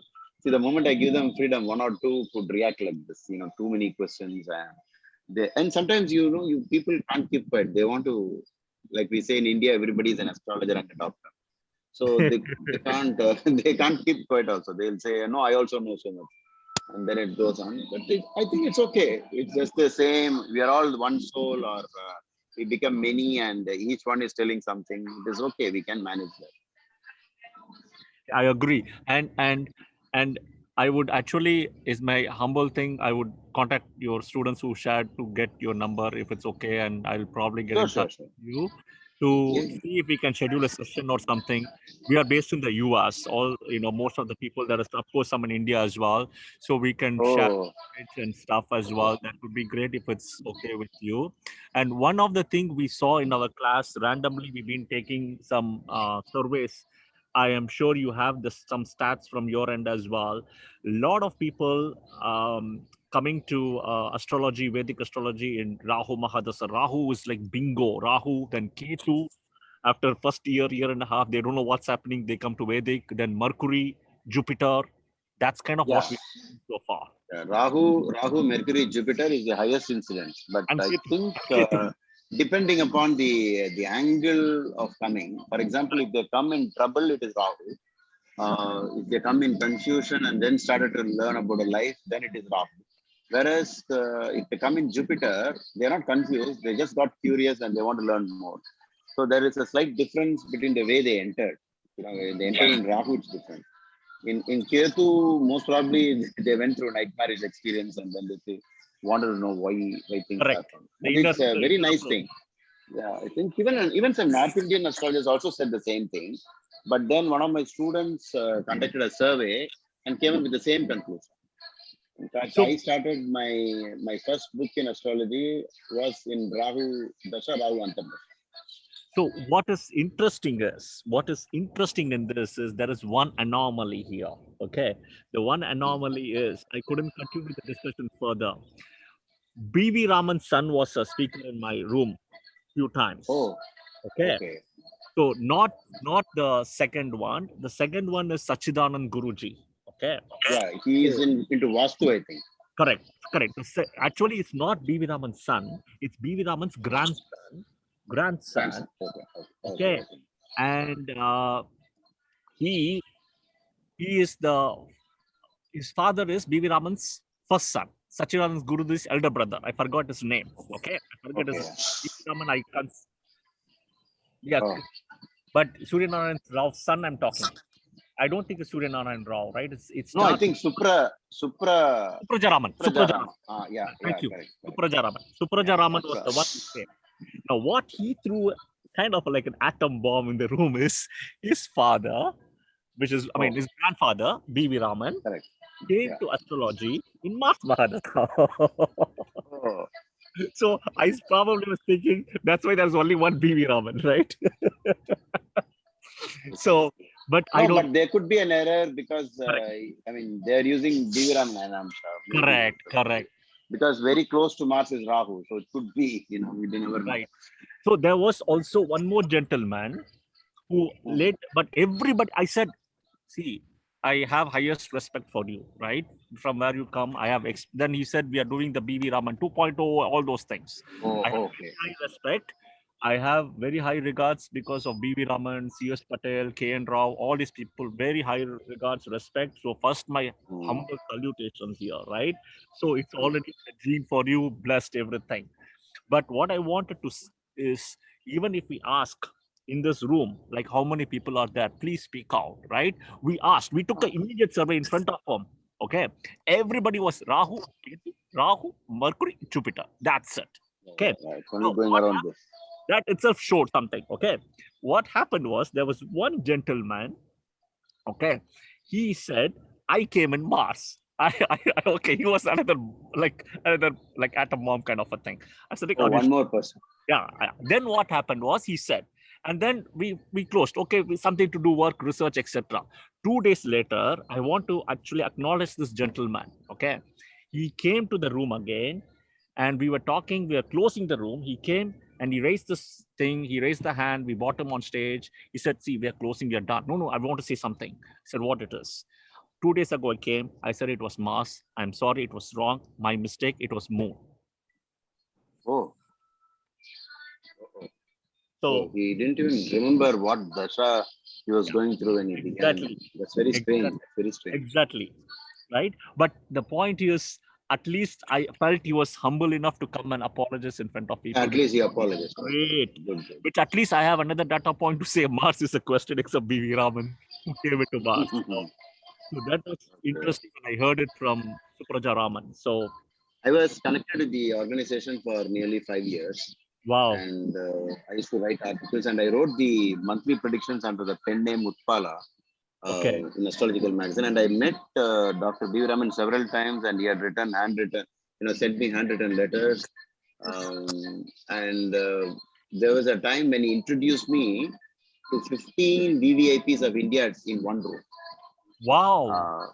He just took me around one after the other. He said this person, like that, and then he to all of them he said he's the youngest member of our family. Like that, he introduced me. So that's when I came to know a lot of the political, the side of those India. They were all in one room, so they'd come for a conference. Lots of them. So I owe a lot to Dr. B.V. Raman. So in spite of the Anamsha differences or whatever, I still hold him because he was the grand reviver of the man who stood for astrology. I don't know, Right. because of the British, the domination of the British, astrology could have died in India. Right.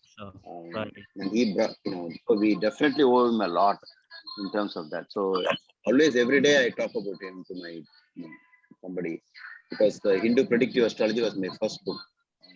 The yellow color, one, the yellow one. Yeah. Yellow color. Yes, yeah. Jupiter, the In those Jupiter days, that I in those days it was hold it to my 40 heart. rupees. I hold it to 40 my rupees. heart. Okay. My God.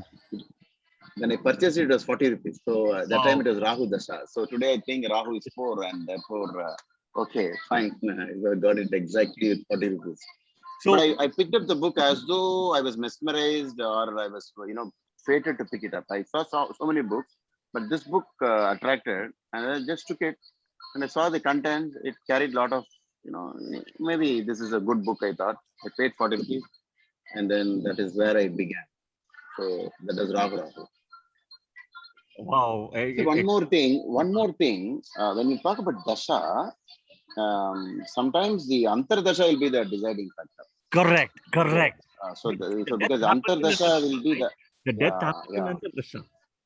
Yeah, the Antardasha is the king of everything, because that seems to be the perfect time period for assessing anything, more than even Pratyanta.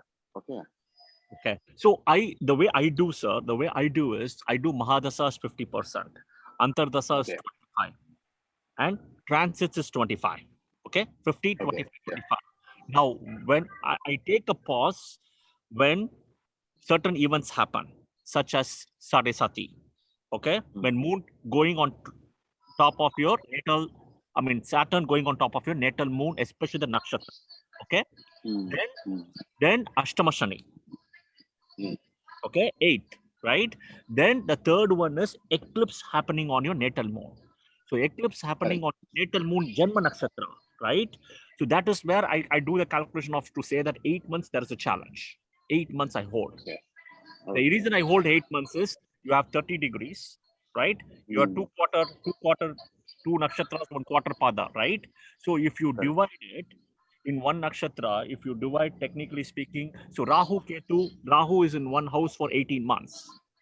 Okay, and you have almost 9 total parts of a nakshatra in a house. So that means almost 2 months per part, right? If eclipse happens in 1 part, that whole 4 parts will be affected, which is 4 times 2, which is 8 months. That is how I do the thing for 8 months for the eclipse. So these are important things I hold, where it changes the chart. Okay, it holds the chart, but I look at the way I break it down is 50, 25, 25. Because see, your Mahadasa is still your captain, right? Your Mahadasa is still your captain. Your Antardasa is your vice captain, right? And your transits comes as the players, but somewhere the transits have the energy to block things in Sadesati, Ashtama Shani, as well as your eclipse, Grahan. But how do you do? Is it similar or how do you do, sir? Yeah, I follow. Uh, I mean, these things definitely. But one of the rules, one of the most important way you could use a dasha antardasha combination is using the dasha as the ascendant. Correct. I do that. Correct. As per Parashar, right? Yeah, Whichever, yeah, so yeah, yeah. whichever, wherever, if it's That is 12th, a standard approach. Yeah, that is a standard approach. correct. So sometimes it will be 12th from dasha and also badly placed from ascendant. Correct. Then it's God. Then Then it's for, God. for yesterday also I saw, I was reading a chart where the Antardasha Nath is in 6th from the Lagna, Correct. and then it is 12th from Dashanath. So what happens? Because 6th house connection is already there in the chart. Correct. So there are a lot of loans the person is going through. She's Yep. answering, Enemies. Yep. phone calls after phone calls, trying to battle with all of them at one time. So something like that, or labor problem, or because servants, like 6th house. So you can get a lot more. See, sometimes fate is not the same quantum. You understand? So depending upon how much you can stack up on a point, that much fate the person will have. So Correct. you will have a range. Maybe I have okay, there is a problem, but I can manage it. But So I have a problem where I can't manage this when too many things in the chart is against you. So correct. I agree. One exception, what I do, sir, is I was just telling, I don't know if you joined today or not. Even today, last week also, I was explaining to the people. I look at the Ashtak Varga chart. When Saturn, Yeah. when Saturn gives a point like 0 point, even if it is in the 11th house of gains in transit. So let's Okay. say Moon is right now in. So sorry, let's say this Moon is in Pisces for a person who's born. Now Saturn is in the 11th house in Capricorn in transit, right? So which means it's the highest gain of the Upachayasthana here, right? Which will give you very good. Correct. Now Correct. Jupiter has moved to 12th, of course, but Jupiter was also in the 11th. But the point is, when Saturn is giving 0 point Varga score in Capricorn, that means I consider that it's not going to give you anything. It's not going to give you. So we saw those results. If you apply straight away, so see, there are two things here, right? One is you have to apply the principle of blocking, right? And in Sanskrit, we call it as Veda. Right? So the blocking has to be seen. Let's say there is no blocking also. Let's say if you eliminate blocking, what happens is if the score of Ashtaka comes to 0, I saw even other person. So we were seeing Janet Jackson's chart today. Okay. She had 0 in Virgo. Okay. So I said when Saturn enters Virgo, now, and what happened was let's look at it to see what is the score and everything. She was Aquarius ascendant, right? She was an Aquarius ascendant, and Moon was sitting in Moon and Jupiter was sitting in this one, second house, which is Pisces. So let's look at Saturn entering Virgo this year, which was November 2009 or something like that. Okay. So from there on, issues, depression, everything was there. Correct. So I don't go straight away with 3, 6, 11 or, in transit Saturn 3, 6, 11, 2, 5, 7, 9, 7, everything. Exactly. In all my videos, I explained this point about transits. But I got bored up with transit results because it is the same thing again and again. So, but of course, people force me to do transit videos. But in these transit videos, I explain these aspects of life in terms of Ashtaka Varga. The Sarvasha Varga and the Binasha Varga. Both, both as a combination. This is actually a very dependable way of doing transit instead of not even considering the Ashtaka Varga. Because I think if you go through BPHS, it looks like Maharishi Parashara finally uses the Ashtaka Varga only for transit. Right. Because it ends with the Rashi Pinda, the last part where finally it will come to that. It will come to only transit. So I think it is mostly connected to transit, but sometimes you can give a reading also based on Sarvasha score. For example, a particular house suddenly has got a low score, suddenly drops like anything, or one particular house has got extraordinary points. So in those cases, it is trying to tell something. So I used to tell people always look out for strange things in the horoscope or rare things in the horoscope. So and see, I want to tell you one thing. When people tell something in contradiction, you always use the statement, exceptions make the rule, because you don't have to answer. Well said. You don't Very have to, you don't have to Defend it. all the time get 100%, be able to defend it. Sometimes you can, in medical world, you have medical, what they call freaks. So many things can happen. I don't know about this alone, because there are, where doctors were helpless, engineers were helpless, and all kinds of things can happen. So once in a while, you have to let, even a world champion like Magnus Carlsen gets defeated. So it doesn't mean that he's not, he doesn't understand chess. He understands it very well, much more than the computers. But once in a while, we will make mistakes. So I don't know. That is sometimes, it happens. So we should be ready for all that. And we don't have to say, no, I know I can be 100% correct all the time. If somebody says something, yeah, okay. If this Supra Jarama said, maybe there is always an exception. But Correct. in fact, please, take that statement serious. The exceptions make the rule is because it is coming in such a small numbers. Correct. And so That's you why I think said about there's it. only one. There is only one BV Raman, right? That's why there's one BV Yeah, Raman. yeah. It could be that. Okay, then you have like my students did a survey. They got the same answer. All these 30 years, I got the same answer. In fact, in my Ketu Dasa Oh My God article, I told to many people, astrology will get proven in Ketu Mahadasha. Till such time they'll say, is astrology working? Does astrology work? But when Ketu Dasha comes, and towards the last 1/3 of Ketu Dasha, they will become believers. Yes. They will be taken by surprise. So many stories I have, but Yes. I'm running out of time. I have to go for. I have my 9:30 onwards. Till 1:30 I consult. Sure, So I sure. have to get ready. And so it was a wonderful experience. Thank you. I never expected to talk. I just wanted to listen, but I don't know, something happened and they pulled me in. In fact, I told Krishna that I'm not. I'll remain silent because long time, I've been It's speaking. just So not Krishna, right? There's so many people messaging me, right? So don't blame it on Krishna. okay. There's so many people Okay. here who is messaging me. Okay. They're also there. Okay. Just to let you know, this session is recorded, right? So I will send you the recorded audio thing as well for your reference as well. And I'll Sure.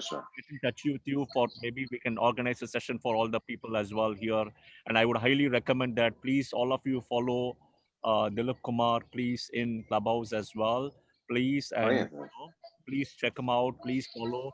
He comes with very high humility as well, and he's considered with very high recommendations from his students as well, right? The students are the best advocates, right? Just the same way the fruit is the best advocate for a tree, right? So please, I would say that highly follow him. I will definitely get in touch with you because they already sent me your number as well already in the meantime. They're super. Oh, okay.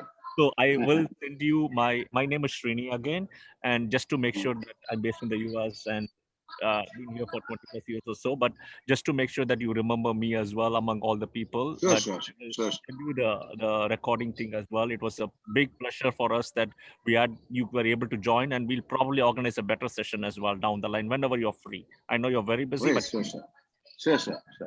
No, it's not too busy, but I just I want know to you keep have a some schedule. time. You have your schedule. Yeah, that's Right? You have your schedule. We respect that as well. Definitely. Yes, it's night for us, and it's the day has just begun.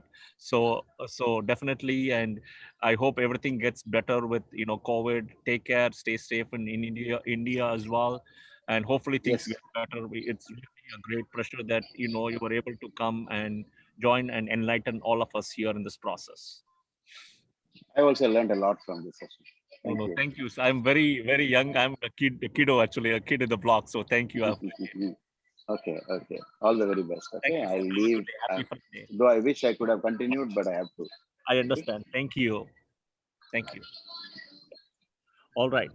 So, wow, what a great session, guys. I can't even ask for this. So thanks to the people who messaged me, and thanks to, letting me know, and thanks for bringing people to the room as well. It is such a great blessing. I really appreciate it.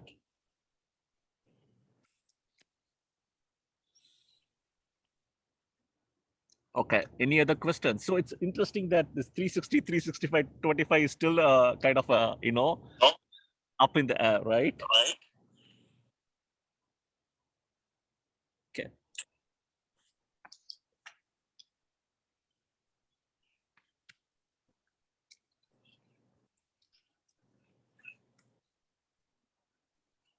Yeah. Yes, Guruji, Sachidanand Guruji, correct.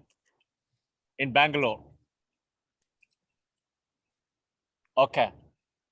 Okay. Okay.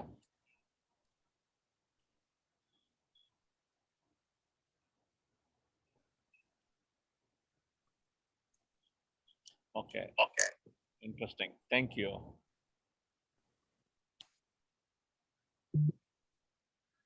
Great, Rahul. This is one more validation. I see people have raised hands. Sorry, I've not even seen the phone. We're just excited talking and so many. Okay. Any more questions? We had some exciting session today. Go ahead.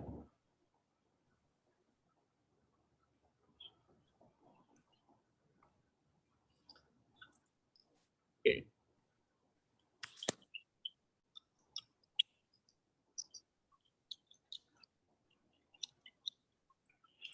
See, it's not only me. It's not only me, right? It's go ahead. Finish off. Finish off. We had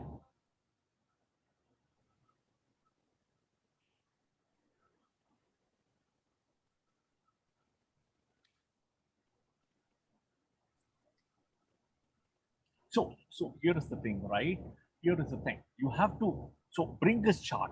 We'll do analysis. See, it is not about again the rule, exception, everything, right? It's not about right or wrong. But I will tell you, he also acknowledged that yoga is not there, right? Not only for Mesha Lagna, Mesha, Rishabha, Mithuna. Three of them don't have it. They three don't have it. The first one starts from Cancer Lagna. There is a logic also why. Okay, there is a logic. Without a logic, I'm not telling you why it starts from Cancer. I'm only telling you from a logic. Now, this is the rule. Now, exception could be there. The Dharma Karma Bhati Yoga could be coming from some other way. You may think it's coming. So bring the chart. All I'm saying is bring the chart of the information. We will review and discuss, understand how it is. If it's fair to say. That's the only way I can answer that. Yeah, that's the only way I would be able to answer it. All right, what do you guys think about today's session? Was it good?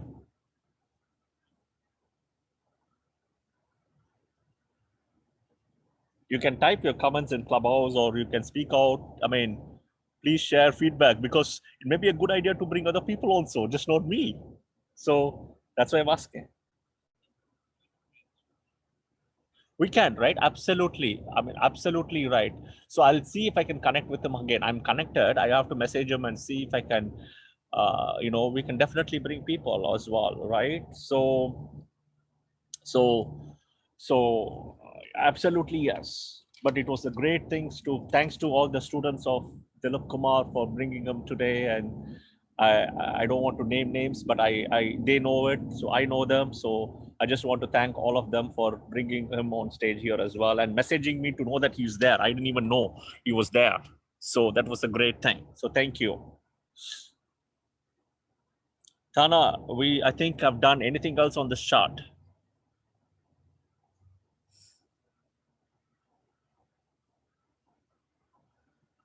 Yes, exactly. I'm also starving. I'm also starving now, and I have to eat and as well. But absolutely. So we'll wrap up. And tomorrow, I don't know if I'm not doing any session, but I do wanted to let you know. Next Wednesday, I'm scheduling a call at 8 o'clock Central Time. Something very different and unique, which is called the Vipassana. Anybody know about Vipassana?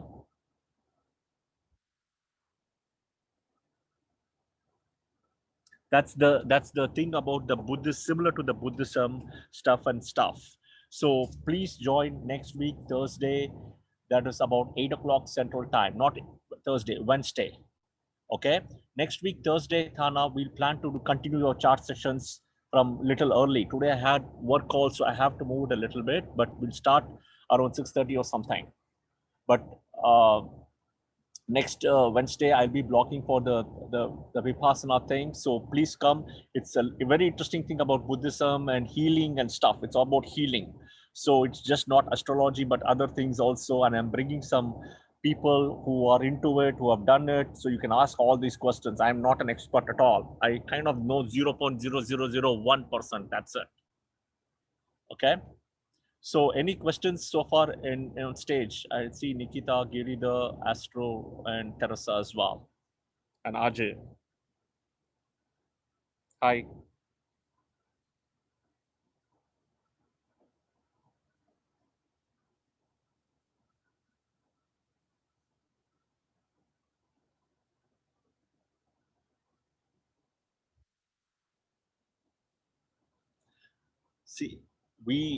I have early morning calls. I understand your perspective, acknowledge it.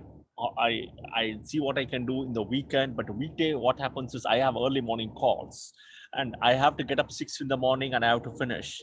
And in the night, I have to go to Lalita session for Nakshatra's the speaker as well. So I have also commitments in this process, right? And I have a full-time job. So I am not like a full-time astrologer, right? So I am into fashion industry and I work full-time in fashion and then I do astrology, right? So I have multiple things on my plate as well, right? So it just becomes challenging. I'll try to see what I can, but I can't promise.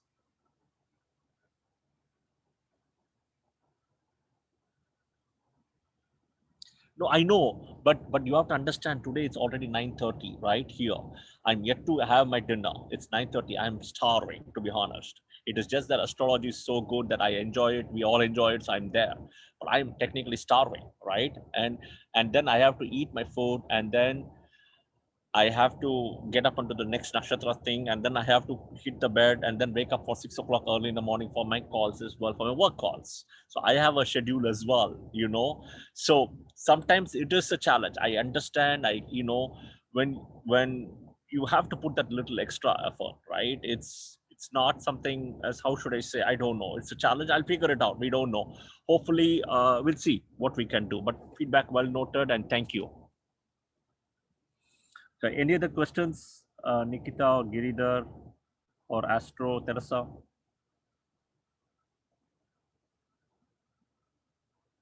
Or anybody else? We can close the room then, here and Zoom as well.